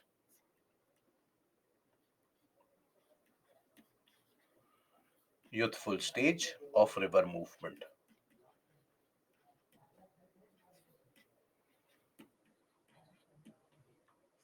Okay, so how is that pothole created? So let's suppose there's a river which is moving like this.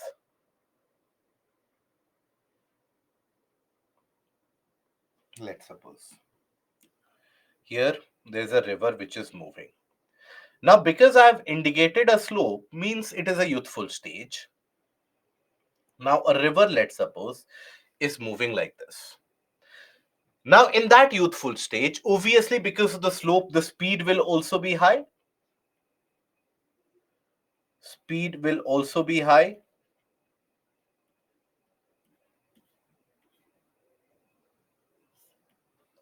isn't it? Now if the speed is high, they will be able to carry substantial amount of materials here. Let's suppose a large rock piece. So that large rock piece will be carried by the river, isn't it? This rock piece, how will it move? How will that rock piece travel? It will immediately hit the riverbed, but then will it settle down here? No, it will bounce over, it will hit with a force, and then after that again, that rock piece will be lifted up by the speed of the water. It will again hit the riverbed, maybe here. So this process will continue. This process keeps on continuing. Can we imagine a scenario like this where a large rock or multiple of these rocks, they are carried by the river movement, and the river hits it on the ground, carries it over, again hits it on the ground, and again carries it over? Can we think about it? Yes. So every time that it hits the ground or the river bed, it creates a kind of a depression here.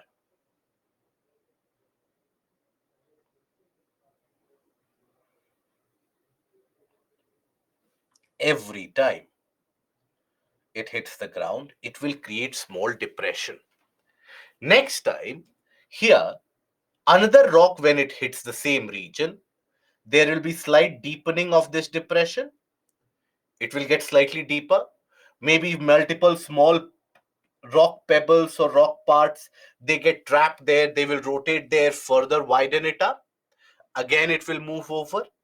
So what it creates eventually is a kind of a structure like this.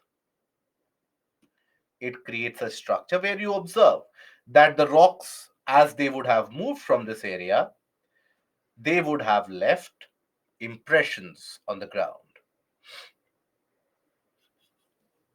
Right. So this tells you what? That a rock would have hit this, then moved over. A rock would have hit this and then moved over.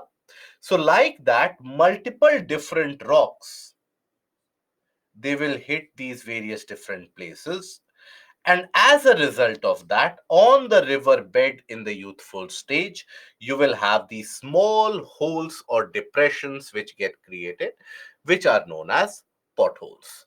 So potholes are circular depressions formed because of stream erosion aided by the various different rock fragments as they rub and hit against the ground. And once a small and shallow depression is created, more boulders, more rocks, they will, because of the fluid dynamics, because water will keep on circulating in that small depression or a hole, that will attract more of a smaller rock, smaller pieces. They will further widen this depression or a hole, and they will end up carving out a good pothole, right? So over a period of time, these depressions, they tend to grow in dimensions. So that creates a pothole like structure. But please understand, these potholes, just a moment, these potholes, they are not very big structures. These are smaller structures that we are talking about. So these are the structures, for example, maybe your leg can fit into them, or the largest of these potholes, you can basically have your waistline covered in that. That is how big they are, not very big, few centimeters in diameter. That is the dimension of these potholes. Okay, can a pothole develop into lake? No, because these potholes, they will not be that wide. Okay, understand, what are these potholes at the base of the riverbed? So can you imagine a river to be so very wide, creating such a large depression that now it is a lake in itself? In certain rare cases, there might be other events which would have created a kind of a larger lake, but not a pothole in itself. Okay, is that understood? Twisha, Yashika, all of you who had the questions. Near Dhanbad, Bhatinda Falls. Seen many of these, mainly found near waterfalls. So wherever the, see, it is wherever there will be a swifter movement. Understand, the entire mechanism is what? In the mature stage of the river movement, river won't be able to carry these rocks. But in the younger stage, the rivers are able to carry these rocks, large rocks. So the rocks, they will hit the riverbed, but it is not as if they will get deposited and planted at the riverbed. Again, the water with its force will pick it over and move it over someplace. So there is a slight depression here. Again, another rock will hit the same place. The depression will widen. Like that, you have these depressions created. Okay, right? Initiation and progression is both due to the rocks, not encountered, but because of the rocks, right? Yes, Ketan, that is what it looks like.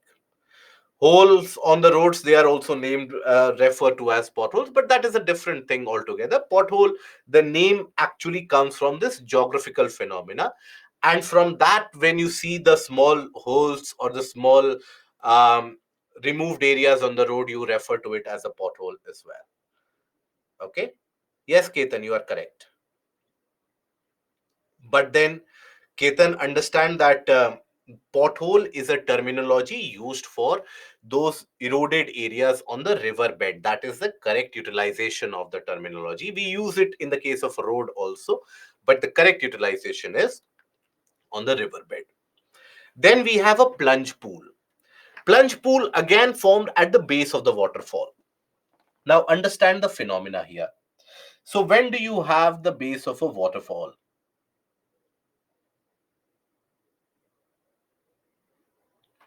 Let's suppose you consider this as the waterfall and this being the base of it. Now, when the water tends to move here, let's suppose,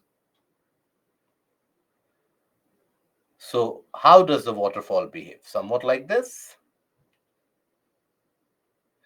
Now, here, consistently as the water is falling,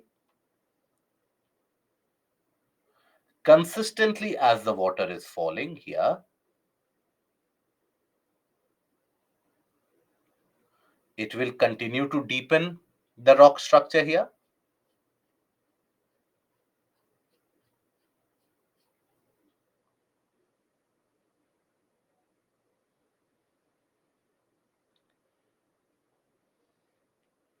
Right?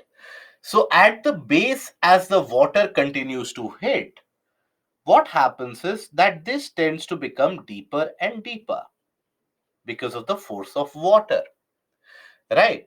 So this base of waterfall, where the area has been eroded, the land has been eroded here because of the force of water. So that is basically a kind of a plunge pool. So this is what is referred to as a plunge pool. How is a plunge pool created? A plunge pool is created because of due to the erosion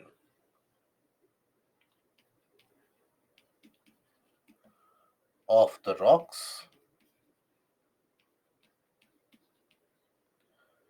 caused by the forceful impact of water.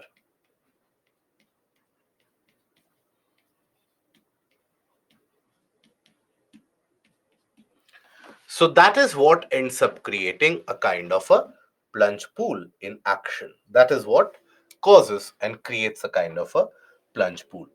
That is why it is always advisable never. Yes, this is also formed in the youthful stage mostly. That is why always advisable never to go at the base of the waterfall. Why?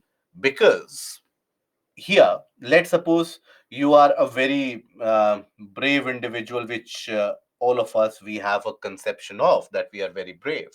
So you might come close to the waterfall, you might feel that the water is up till your waist height. Let's suppose up till the height of your waist. That's it. You keep on walking, right? And suddenly the water gets so very deep as you reach the base. Suddenly the level of water here gets very deep. And once you reach this area, the force of water is so high, if it is a large waterfall, the force of water is so very high, it doesn't allow you to pop your head up. And that is where people, they die because of drowning. That is why every year you have hundreds of people whose lives are claimed in these plunge pools. Every year you have lots and lots of people who die, who lose their lives in these plunge pools. So plunge pools, they are large deep potholes generally at the foot of the waterfall, and they are formed because of sheer impact of water and sometimes even the rocks which fall along with them. So that is when basically they can form. So it is not as if every region, every plunge pool will have the same depth, depending upon how much water has been falling into that area historically.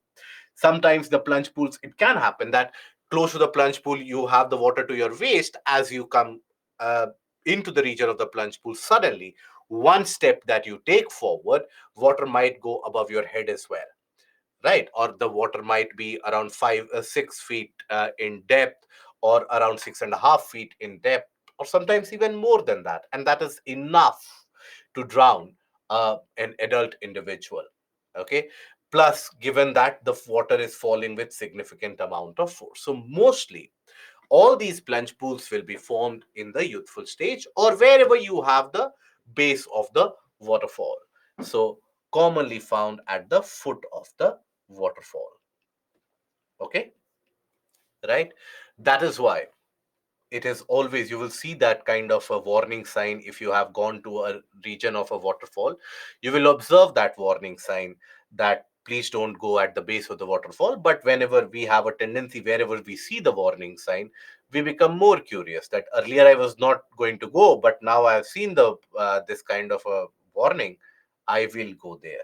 So this is, now I hope you are much more ideated about what to do. So this is a case of a plunge pool. Now we come to what is a meander. Now, when we talk about a meander, what is a meander?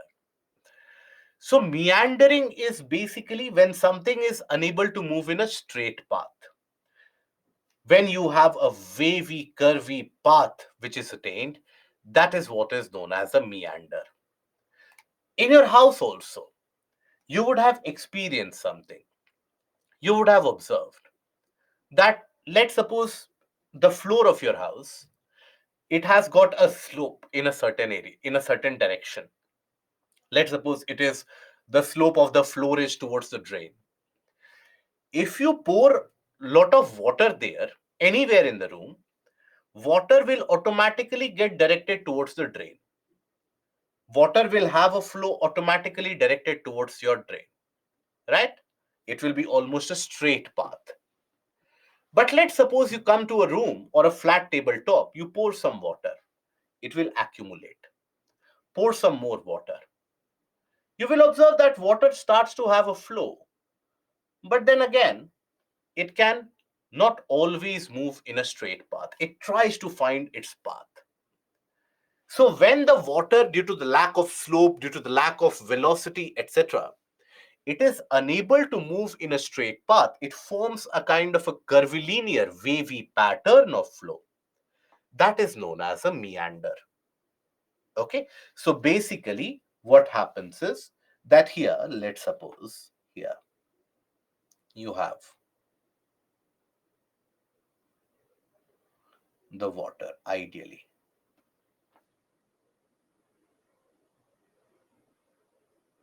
Unable to move in a straight path. So it gains a curvilinear. This is a meander ideally. If you want to observe the image, observe that this is a kind of a meander. All the Himalayan rivers, they form very large meanders as they try to find the path of movement. All of them will form these kind of meanders. Right. So here the water is moving in a kind of a curvilinear manner. So here, let's suppose water is moving like this. Now, just step by step, understand. As the water moves here, can we think about a condition where on the sides, water movement will be attacking these sides? Can we think about a condition where the water movement will be attacking these sides? Yes, this is the water movement which is happening. Can we think that it will be attacking these sides? Can we imagine a scenario where as the water hits these sides, water will take a path like this? Because if this is the side or the bank, this will get water as it will hit it. It will try to erode it, but then again, it will be directed, the water molecules will be directed like this. Can we imagine a scenario where the water, after hitting this, is getting deviated towards this side?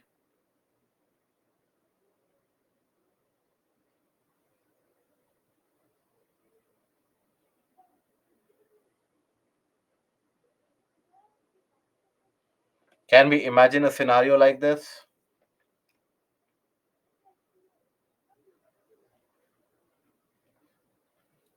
Yes? Now, I will give you few places. Let me know where do you think, if you can imagine the flow of water, the speed of water will be high and the speed of water will be low. In comparison, obviously. A.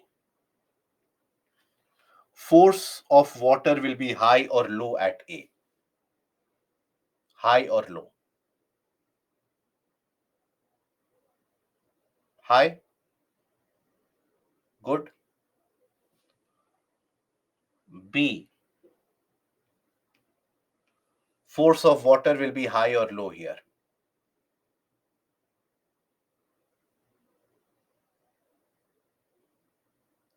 Okay, wait. Out of C and B, where will the speed of water be higher? Out of C or B, where will it be that the force of water is higher? B. Very good. Right? Out of A and D, where is it that the force of water will be higher? Out of A or D, where is it that the speed of water or the force of water will be higher? At A. So, can we say that A and B are where the forces of water will be higher as compared to C and D?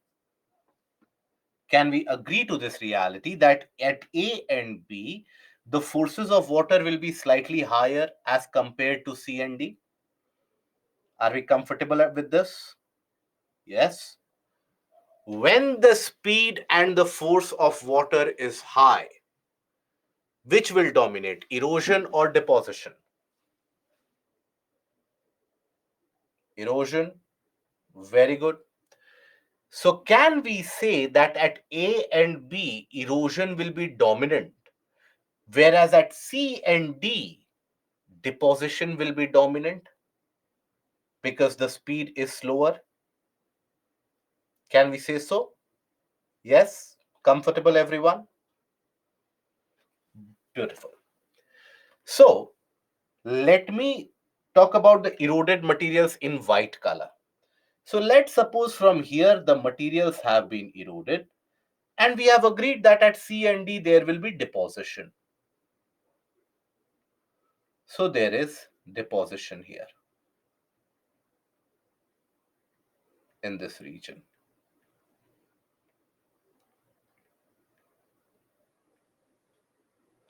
Here also there will be deposition.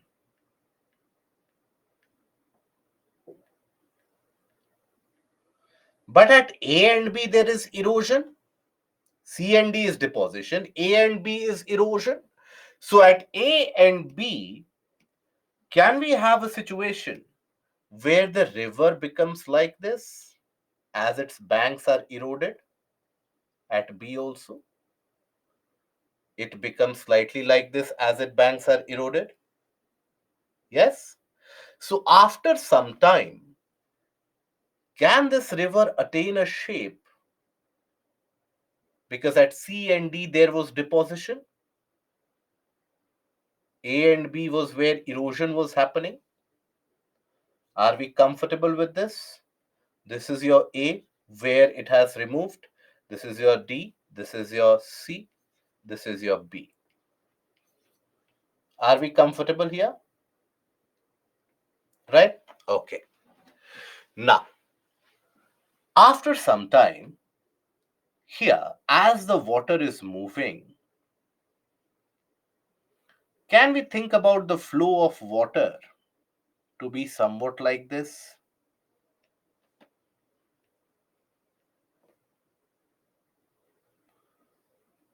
So, if I tell you again that the previous condition can stand true here, that is the speed and the force of water will be higher at A and B, and the force of water will be lower at C and D. Will that be a correct assumption to make?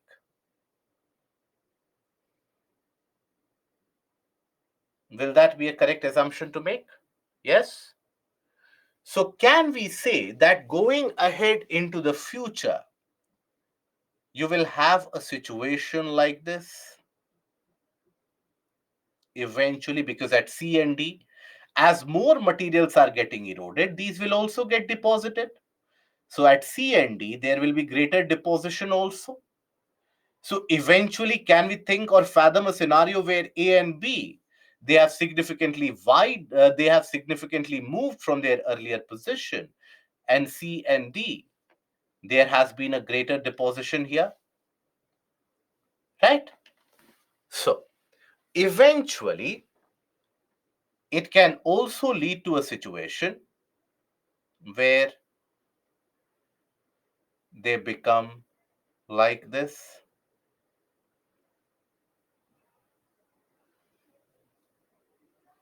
what you see in the image given below.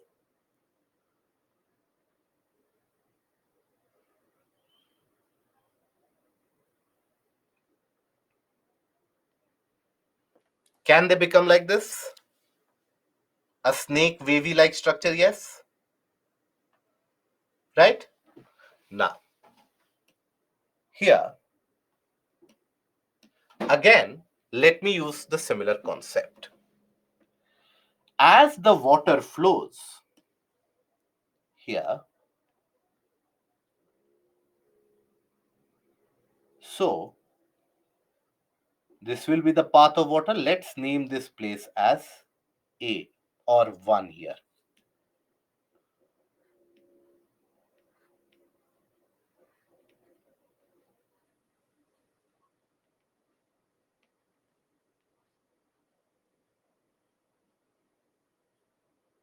Let's name this place as 2. Now,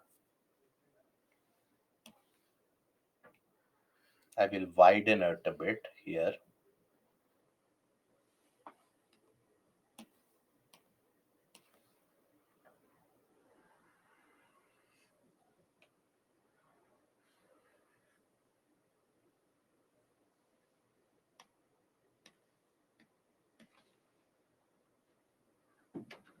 So in this place, here, just a moment, guys. Okay, do one thing. Let's take a break of 5 minutes. There are some technical issues. Let's take a break of 5 minutes and let's be back in 5 minutes. Okay.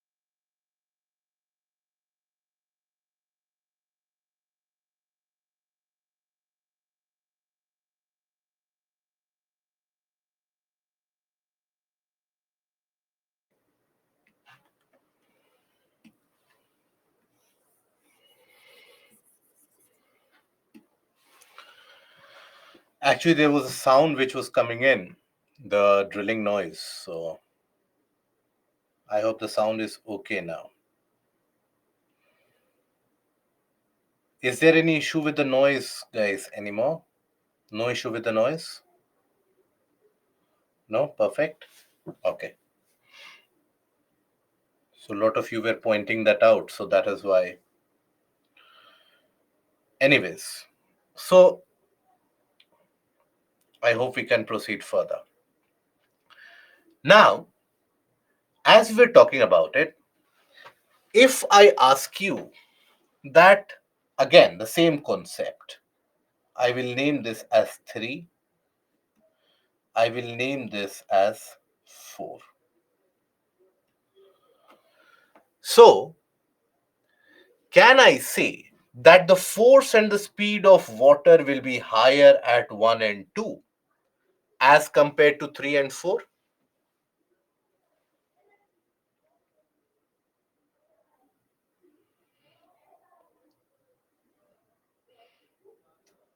Comfortable with that? Yes? So, speed and force of water will be higher at 1 and 2. So, at 1 and 2, can there be an erosion which can happen? And at 3 and 4, there will be deposition? Let's try to do that. So, if at 1 and 2 there is erosion which will happen, can we imagine a scenario where now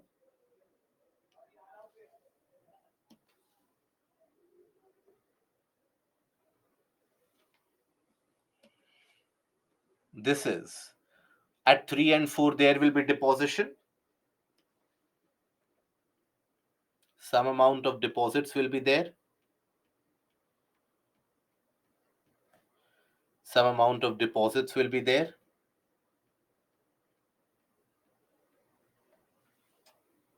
Right? So, here,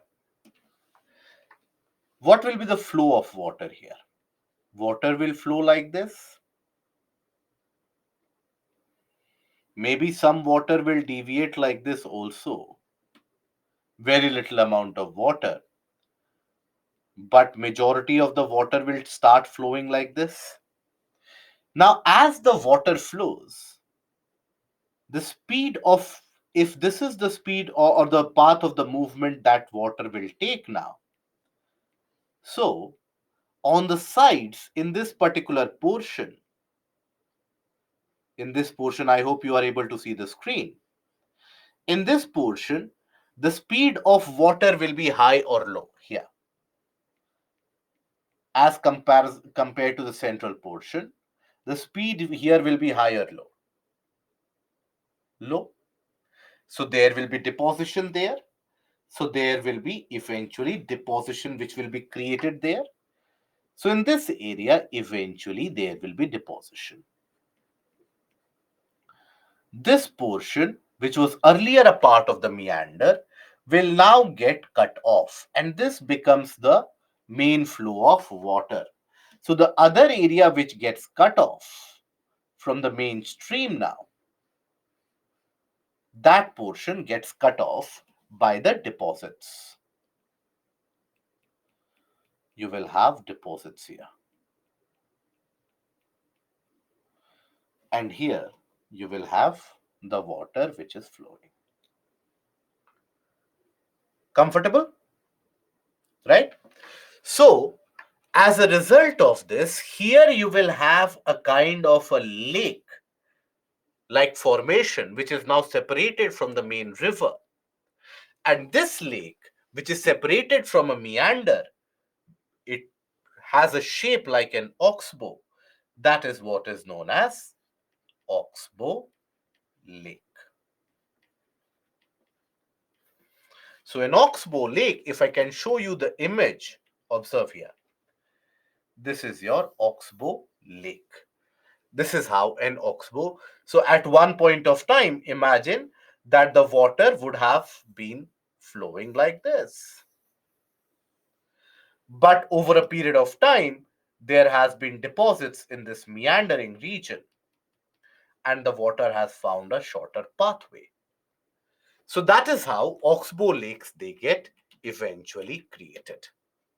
Comfortable, right? Now, where will these meanders be created?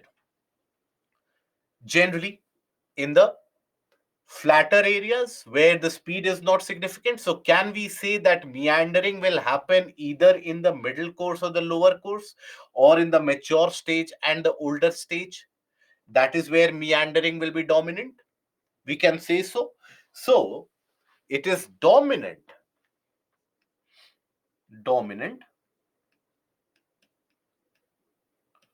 in mature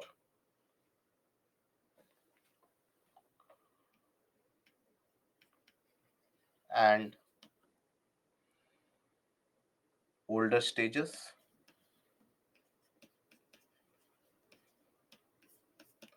Sudeepa, why and 1 and 2 speed will be higher? Very simple concept about just like what we used here, a similar concept. Understand, if I am asking you that if, let's suppose, I will reproduce that once again, but in a slightly different manner.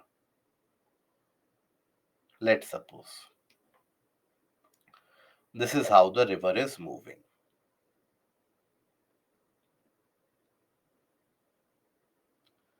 There has been meandering which has been caused here. So if I tell you, ask you about the speed of water flow, in this area, as the water is flowing in this area, in this particular portion, force of water will be higher. Let's name this as A again. At A, or will it be higher at B? Let me know, Sudeepa, Lakshmi, all of you, Rohit. At A, as the water is flowing here,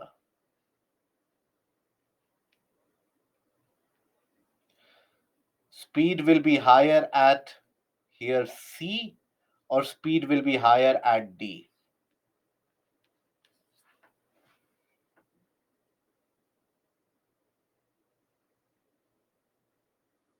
Why will the speed be higher at C here? Water, when it is flowing like this, won't the water move like this?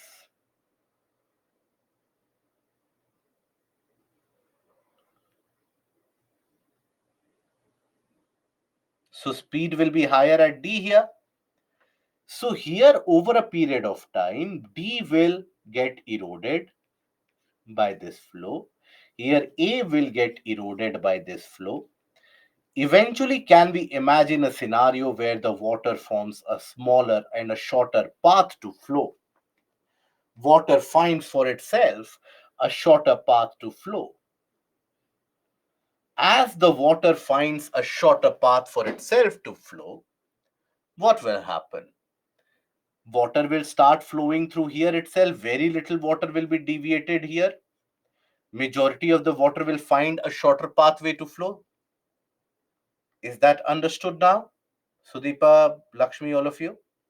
So, if the majority of the water flow is happening through this area, can we have the case where in this area now the majority of the water is not flowing? So, here, because of slow movement, depositions will start dominating. So, if depositions are happening here, depositions will happen here also. Can we imagine a scenario in this area where all these deposits, anyways, the water was not flowing significantly through here? The deposits have blocked any further movement of water there. Maybe in the rainy season, water will reclaim that path, but most of the year, water will not go through that area. Water will form a shorter pathway. Water will flow through a shorter pathway. Yes? Comfortable?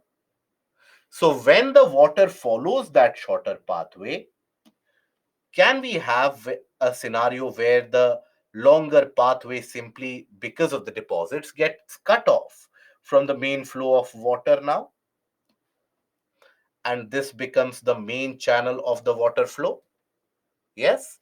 So in this portion, can we have a small lake, isolated lake, which during the rainy season might be reclaimed by the river, but in the in general conditions or dry conditions, there is an isolated lake there, right? So that lake is an oxbow lake. Okay, perfect. Good. Now, these meanders, they are generally formed in the older, late mature or older stages. Okay, late mature or older stages, when the speed is not very high, speed is very slow. That is when it will form a kind of a meandering pathway.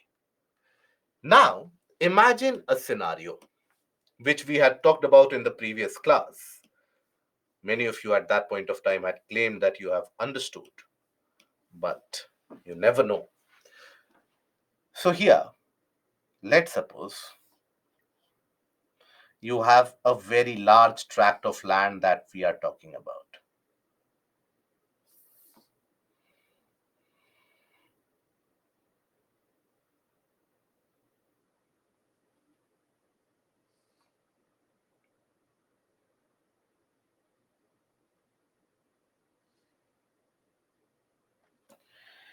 Now, in this area, as the river is moving, let's suppose this is the movement of the river. These are your regions of a meander.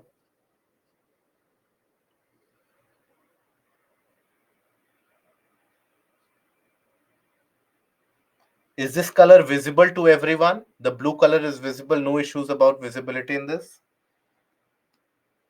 Yes? Okay.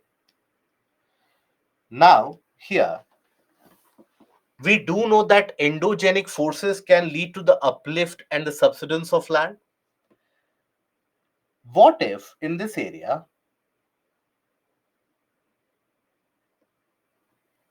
the land is going for a slow uplift? Very, very slow uplift in this entirety of a region, let's suppose.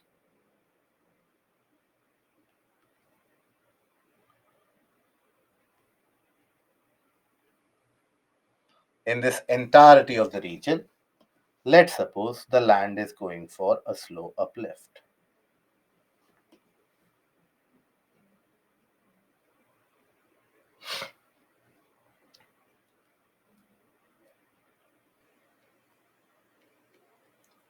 Very slowly, the land is getting uplifted. Maybe at a rate of 1 millimeter every 10 years, let's suppose. Now, here the land will get uplifted. Here the land will get uplifted. Here the land will get uplifted. Here the land will get uplifted. But the river is flowing across a pathway, across a particular height. The river is flowing. Now, as the river is flowing, if I can show you the river bed in that case, let's suppose this is the river bed. And on top of that, the river is flowing actually.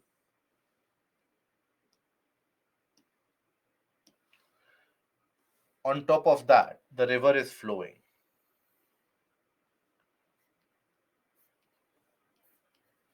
Now, if at the bottom, here the river gets uplifted by 1 millimeter. Now, will that upliftment be left behind by the river, or will the force of river be able to erode this upliftment and carry it along with it? Can we say that the river will be able to erode it and carry it along with it? Yes. So can we say that on the river bed itself, the river will be able to erode everything? Yashika, what is it that you are not able to understand, my dear friend? Please let me know. Lakshmi, what is it that you are not able to understand? See, explain, please never write explain it again. You cannot start the entire explanation. What is it that is That is where you lost track. That is what you have to point it out.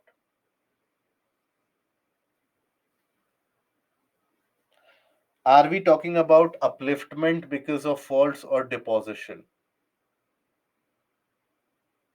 Upliftment due to the endogenic forces. We have studied about endogenic forces. Endogenic forces can lead to upliftment, subsidence, etc. Right? Yashika, what is it that you have not understood? I'm still waiting for your question there.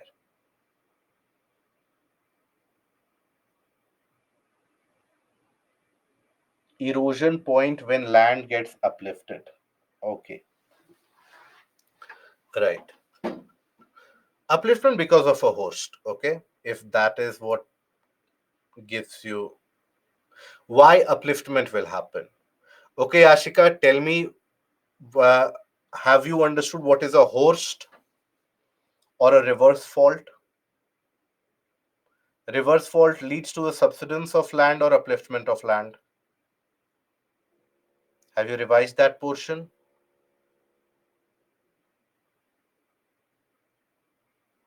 Lakshmi, you also tell me. Convection current can also lead to upliftment. Yes, GIB, that is correct. Are we aware about the process of upliftment and subsidence of land?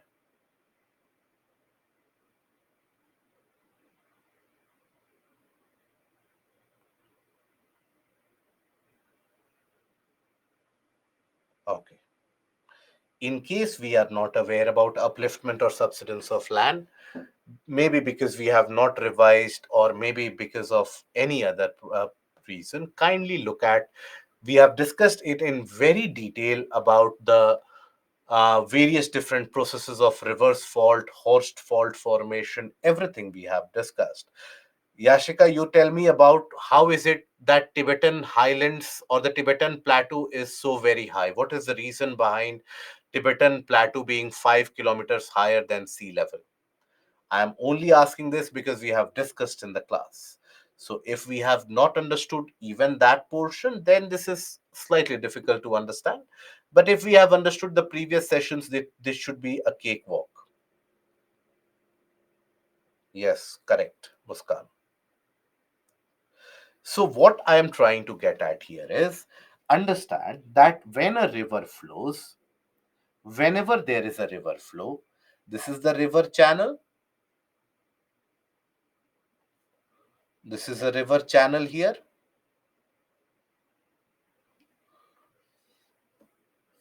Let's suppose this is where the river will flow.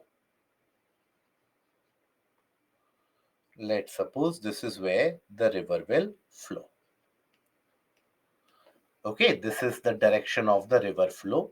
This is your side view. This is your cross-sectional view. If let's suppose as the river is flowing, if the river finds an obstruction on the ground, will the water also observe a kind of a swell in between, or will the water start eroding this? Will there be erosion which will happen? Is that understood? Yes? Any of you? Any doubt? Okay, erosion will not happen, Lakshmi. So what will happen? Swell in between. Okay. So eventually, what you are saying is that as the water is trying to flow from here, if the land is slightly upraised here, the water basically, what you are saying is water will flow like this. So there will be swell, right? What we have talked about is that exogenic forces are referred to as levelers. Exogenic forces are known as levelers. What does that mean? They will try to level the land. Wherever there is an upliftment, they will try to shave it off. Wherever there is a depression, they will try to deposit it. That is what the process of gradation is about. So when we say the process of gradation, upraised portions are eroded, depressed areas are where deposition will happen. Understood? Is that understood now? Okay. So can we imagine a scenario here?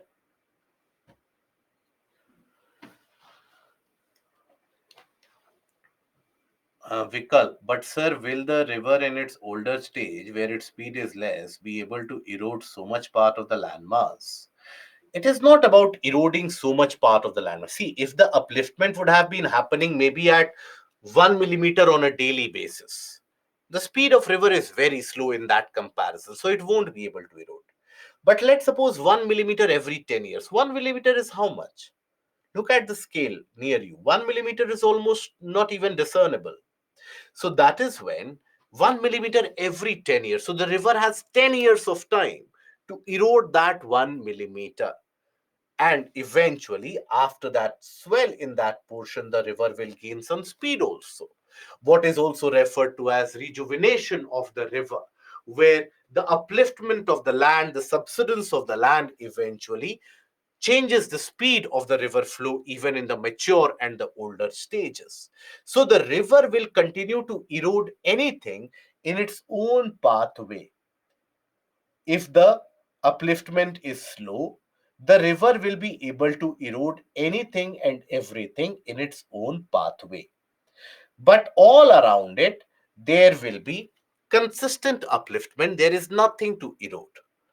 There is no particular agent of nature to erode that. That creates a scenario, what is known as an incised meander. So when we talk about an incised meander, here you will observe this is the river movement. This is the river movement here, a meander. And here, let's suppose this is the original level of the land. If there is the land which started increasing in terms of its altitude due to upliftment, let's suppose the land surface has been lifted, there is nothing to erode the land here. There is nothing to erode the land here. But the river will continue to maintain its original height. It will continue to maintain its original depth. It will continue to flow from its original area only. So, what happens all around it? All around it, the land has gotten uplifted, but in this area, the river continues to maintain its original place. So, that is basically what is known as incised meander. So, I had shown you with the help of the images also what indicates that upliftment. Do you remember this image? Do you remember this image being discussed on Thursday? Yes? Okay, I had shown you with the help of these various different bands that it indicates when that upliftment had happened, what this vertical layer represents that upliftment happened at one go, endogenic forces. Yes. So this is basically where the land has been uplifted in the entirety of the area, but there is nothing to erode the land in this place. But where the river is moving, it has maintained its original flow. It has maintained its original height. So it appears as if in these areas somebody has carved out a kind of, somebody has imprinted a kind of a meander here. That is why these kind of meanders, they are also what are referred to as incised meanders.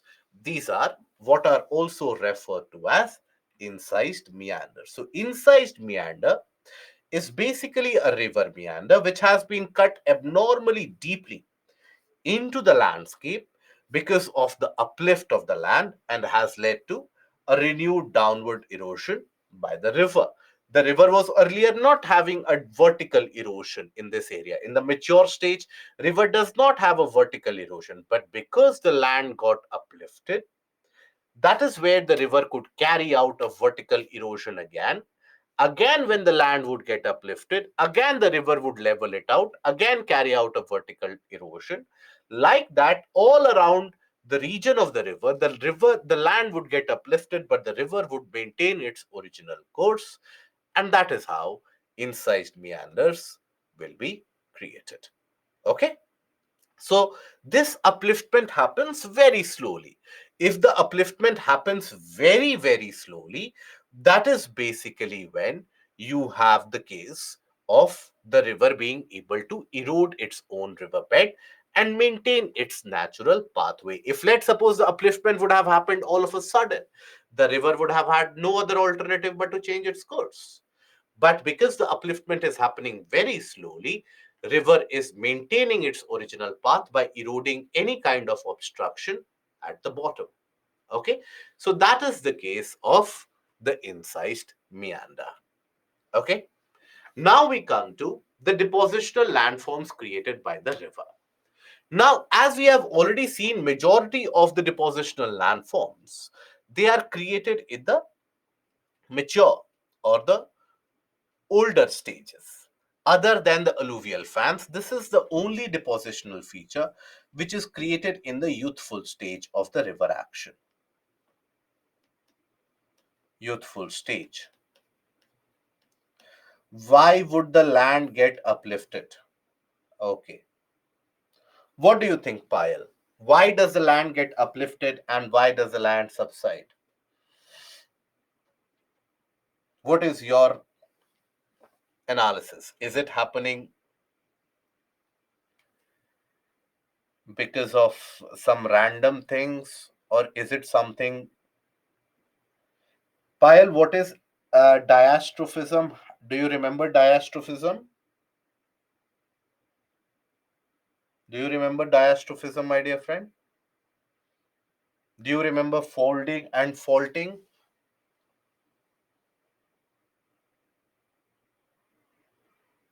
No?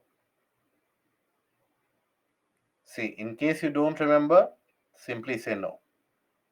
You remember faulting, but you don't remember diastrophism. So we had discussed during faulting also. Reverse fault leads to what? Reverse faults basically leads to the upliftment of the land as there is a development of a fault and then there is further compression. One portion simply starts climbing up. So as the other portion starts climbing up, let's suppose there's a river which is moving there, the river will start eroding that area slowly and steadily.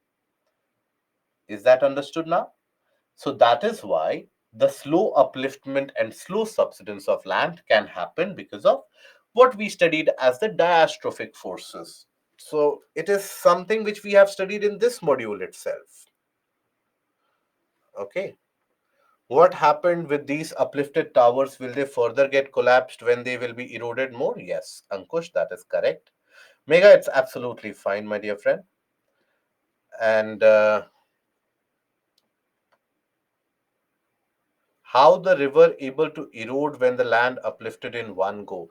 When the land uplifted in one go means there was a continuous uplifting. Means let's suppose every year land is rising by 0.1 millimeter every year.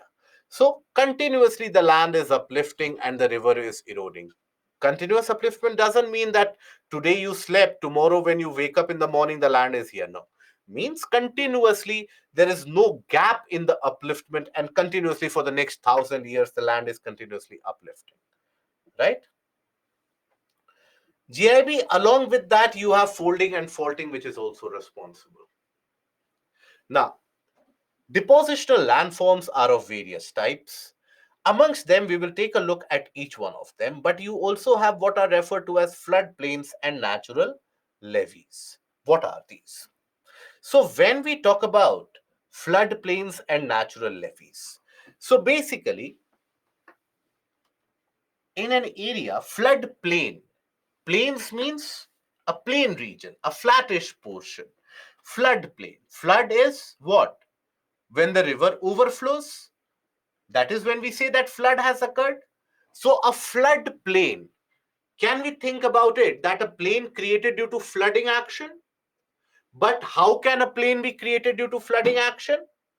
By deposition. Deposition of what? Sediments. So, if you talk about it, let's suppose in a region,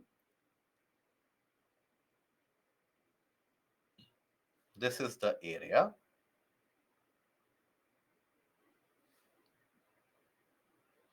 Let's suppose this is where the river is flowing.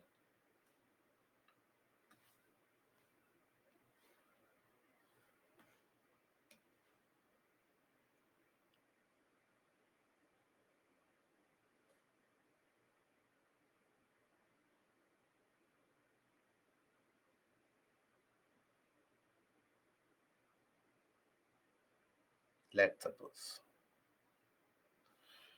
Let's suppose this is where the river is flowing.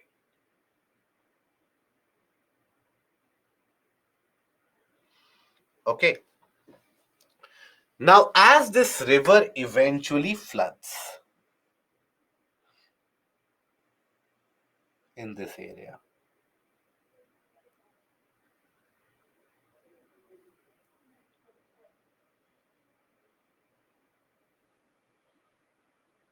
as this river eventually floods in this area, maybe once every 20 years, 30 years, or maybe even 100, years, whenever. Let's suppose the river has flooded.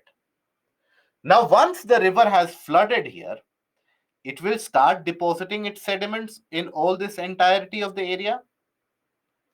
Whenever, even for 1 month or 2 months, it has flooded the area, it will start depositing the sediments in this area. Okay. So the sediments, they get deposited in this region.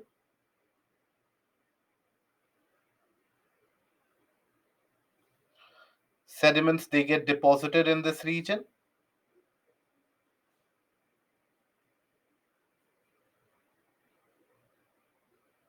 Right?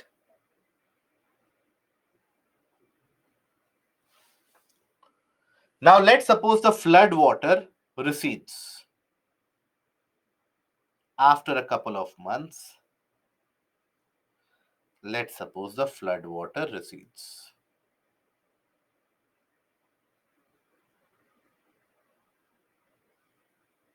Yeah, it moves away.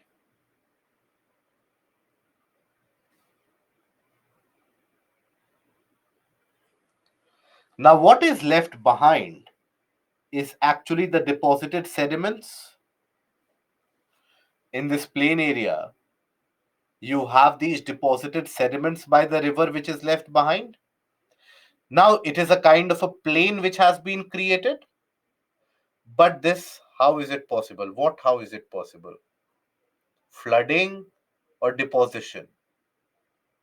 Are we aware that rivers cause flood? Are we aware about the term flood?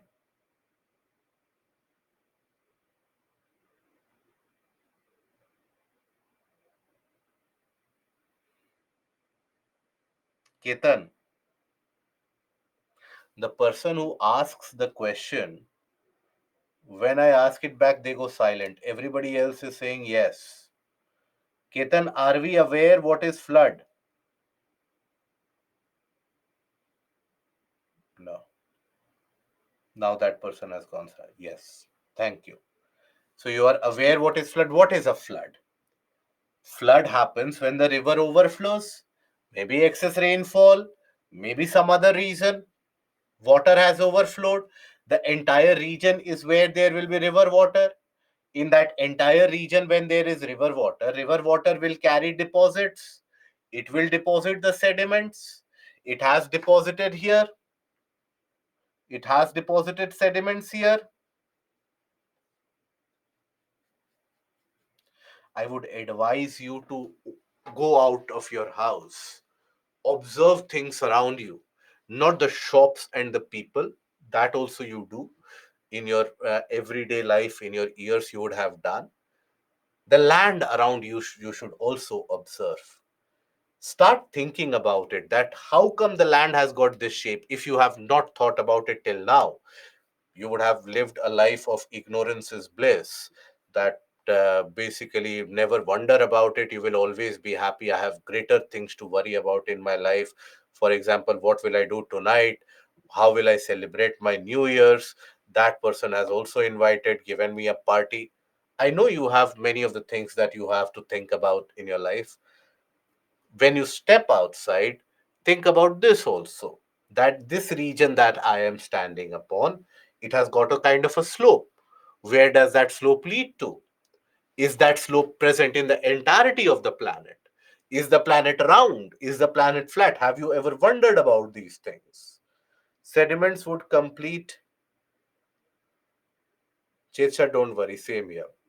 Sediment would complete all over under the flood.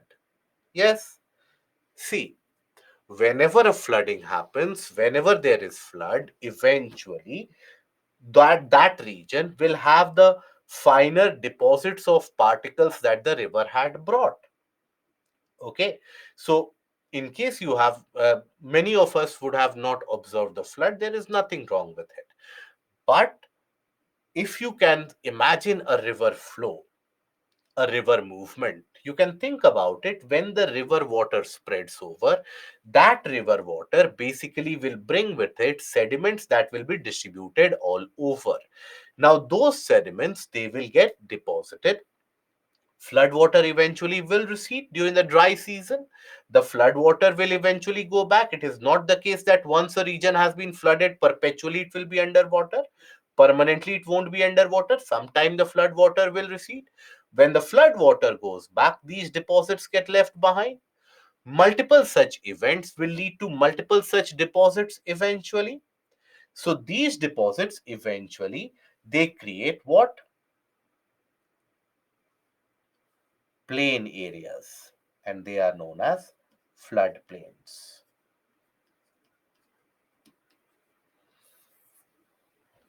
These are known as floodplains. Is that understood?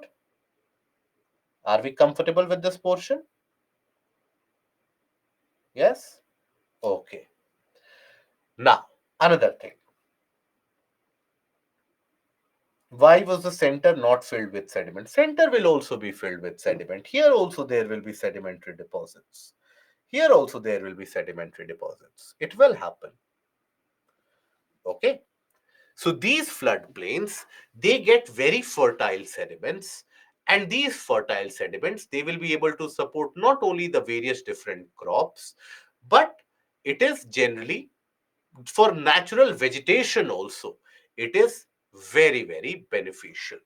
Now, this has been created and deposited once the flooding has occurred. But the river is moving daily. On a daily basis, the river is moving.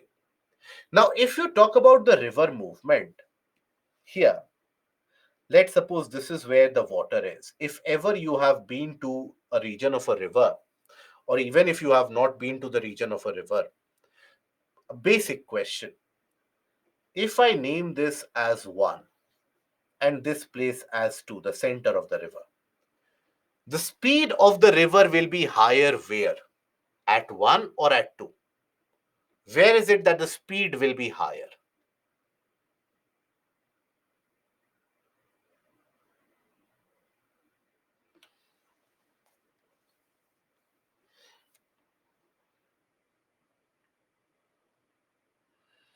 Is it the case that when the river moves, the central portion, you would always have heard from your elder ones, never go to the center of the river, never go to the central portion, but always on the sides of the river you dip your feet and run away, right?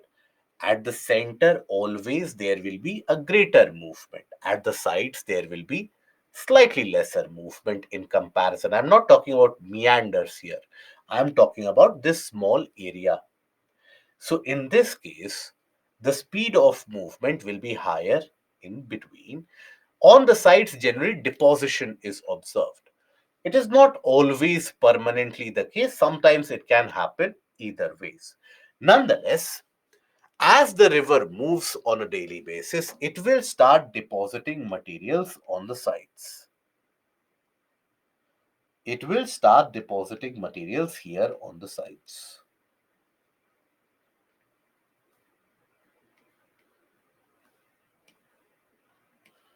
different color here.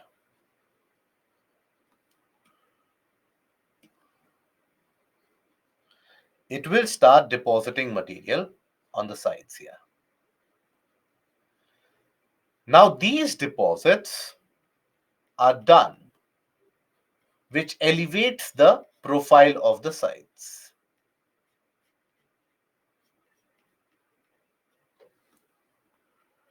Elevates the profile at the sides. That is why whenever you go to the river, you will observe that it is not as if the land is flat and then the river comes. You'll find that at the river bank, slightly at the river bank, there will be slight elevation and then the river comes. That slight elevation is created because now grasses, trees, everything grows on it, but there will be a slight elevation immediately at the river bank and then the main river comes. These deposits which are created, these are what are known as natural levees. Natural levees.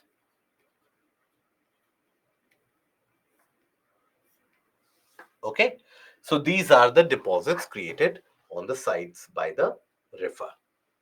Now here, if you take a look at it, then we come to one by one each of these landforms. Natural levees, they are not that great in size as compared to the floodplain. Floodplains are many kilometers long over a period, and levees, they are in a restricted area. On a day-to-day basis, these deposits keep on or changing their shape, etc. Now, we start with the alluvial fans, one of the few depositional features created in the youthful stage of the river movement. So, if let's suppose we talk about a mountainous area, let's suppose we talk about a mountainous region.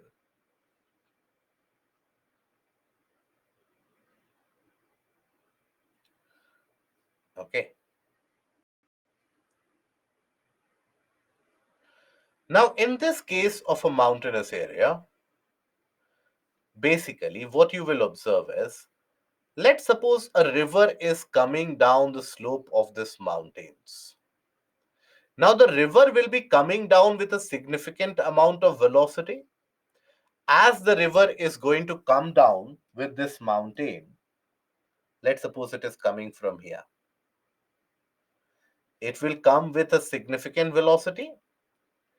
Will it be okay to assume that along the way it will bring lot of heavy particles, heavy materials, boulders, rocks, etc.? Everything will be brought by the river.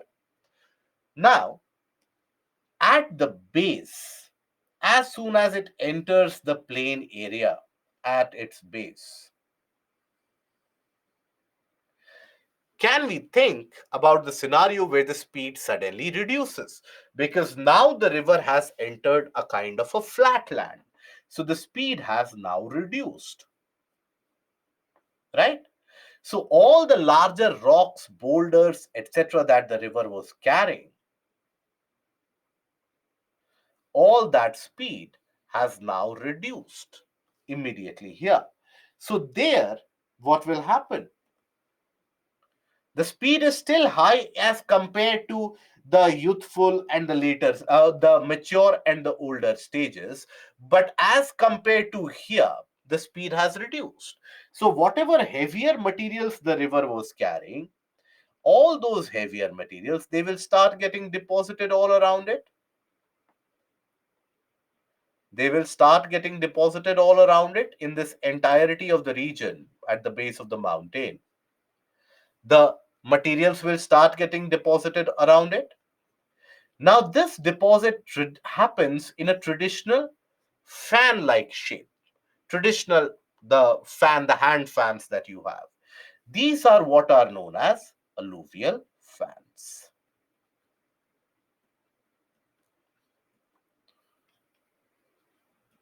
Certain rivers, they carve out alluvial fans which have a width of close to around 7 to 8 kilometers in terms of their radius. So they can be very extensive, they can be very wide also. Okay, so observe here This is basically the river movement which has been indicated in this image. The river movement is coming down the slope. The river is very narrow. As it enters the foothills, the plains immediately at the base, observe these deposits which have been carried out. This is the top view, a satellite image. The green portions tell you about the forested area, the vegetation area. So, in this entirety of the region, these are your deposits. This is your alluvial fan. Okay, because the shape is that of a traditional fan like shape. That is why they are alluvial fans. So, they are still observed in the case of the youthful stage. So, despite the youthful stage, why there is deposition? Because imagine here it is coming down the slope, and as soon as it enters the flattish portion, there will be a reduction in speed. It is not going to be as slow as the lower course or the middle course, but there is going to be a earlier. If let's suppose the speed was 80 kilometer per hour, it has reduced to even 45 kilometers per hour or 35 kilometers per hour. There is a reduction.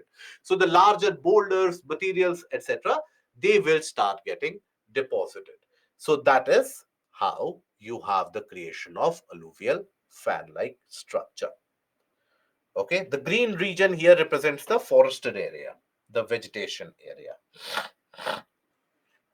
Okay, now Oxbow Lake we have already studied.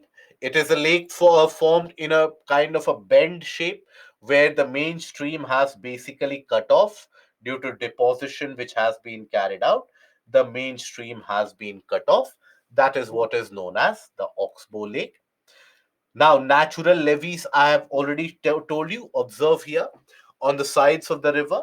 This is where these are your natural levees, the deposition which has been carried on the sides. These are your levees. Okay, so that is the case of a levees. Okay, now then we come across, yes, Twisha, it is similar to the alluvial fans are similar to Bhabar. Okay, alluvial fans formed at the base of the mountain ranges, yes.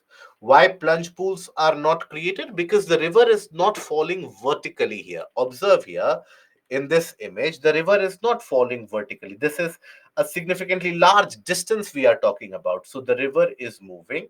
It is coming down the slope of the mountain. It is coming down the slope of the mountain, and then it is entering the plain area. So where will it doesn't, in the case of the waterfall or a plunge pool, the river falls vertically.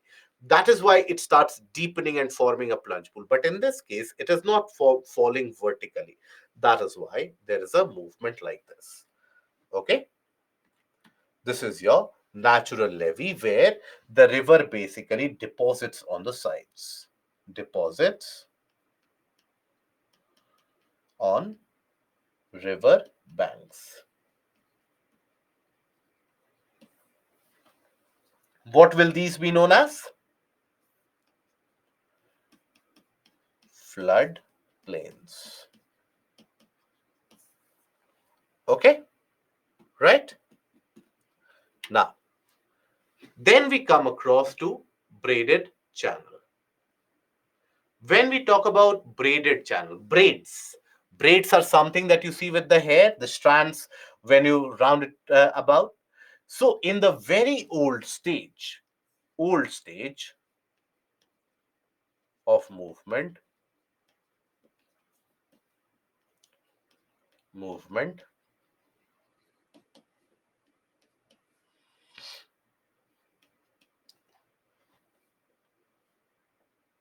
speed is very slow.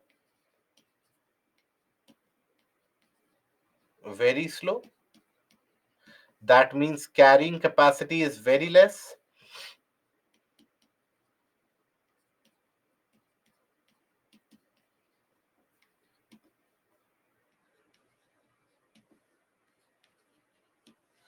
When the carrying capacity is very less, means what? Sometimes the river carries out deposits in the river channel itself.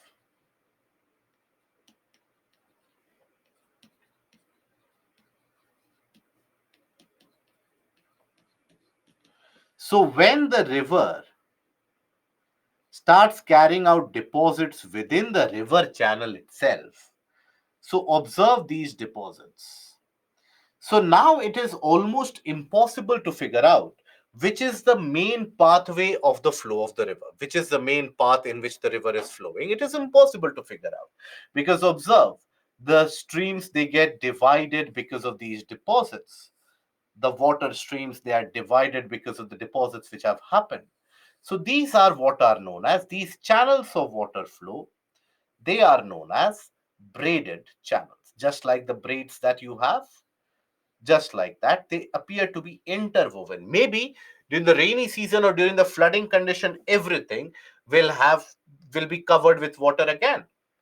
But as of now, during the drier conditions, that is when you have these as deposits.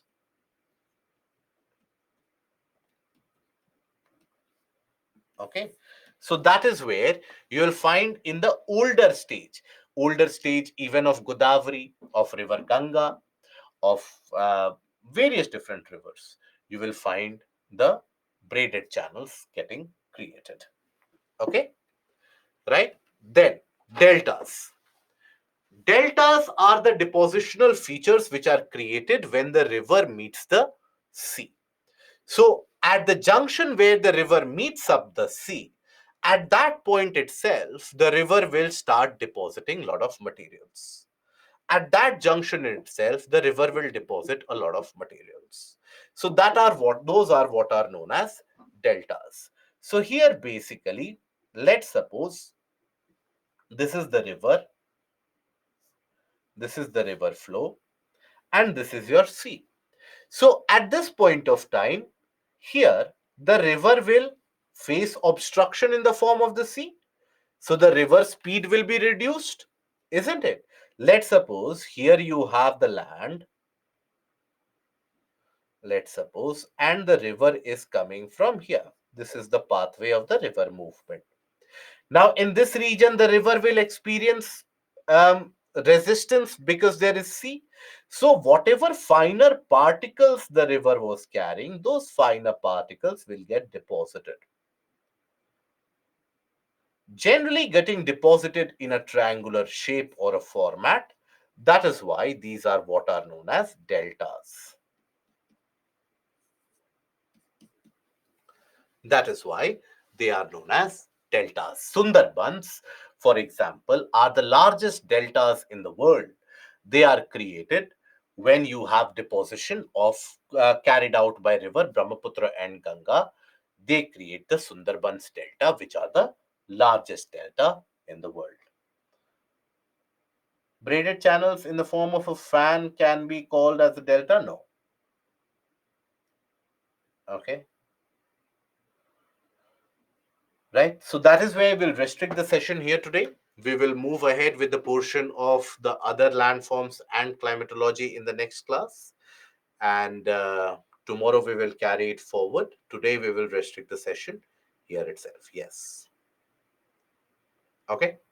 So till we meet again tomorrow, try to revise this portion from the additional reading materials as well. Braided channels are not created when you have the river meeting the sea. Deltas will always be created when the river meets the sea. Yes, Ankush, that is correct. Okay. So see you tomorrow. Till that point of time, take care of yourself. Goodbye. Thank you.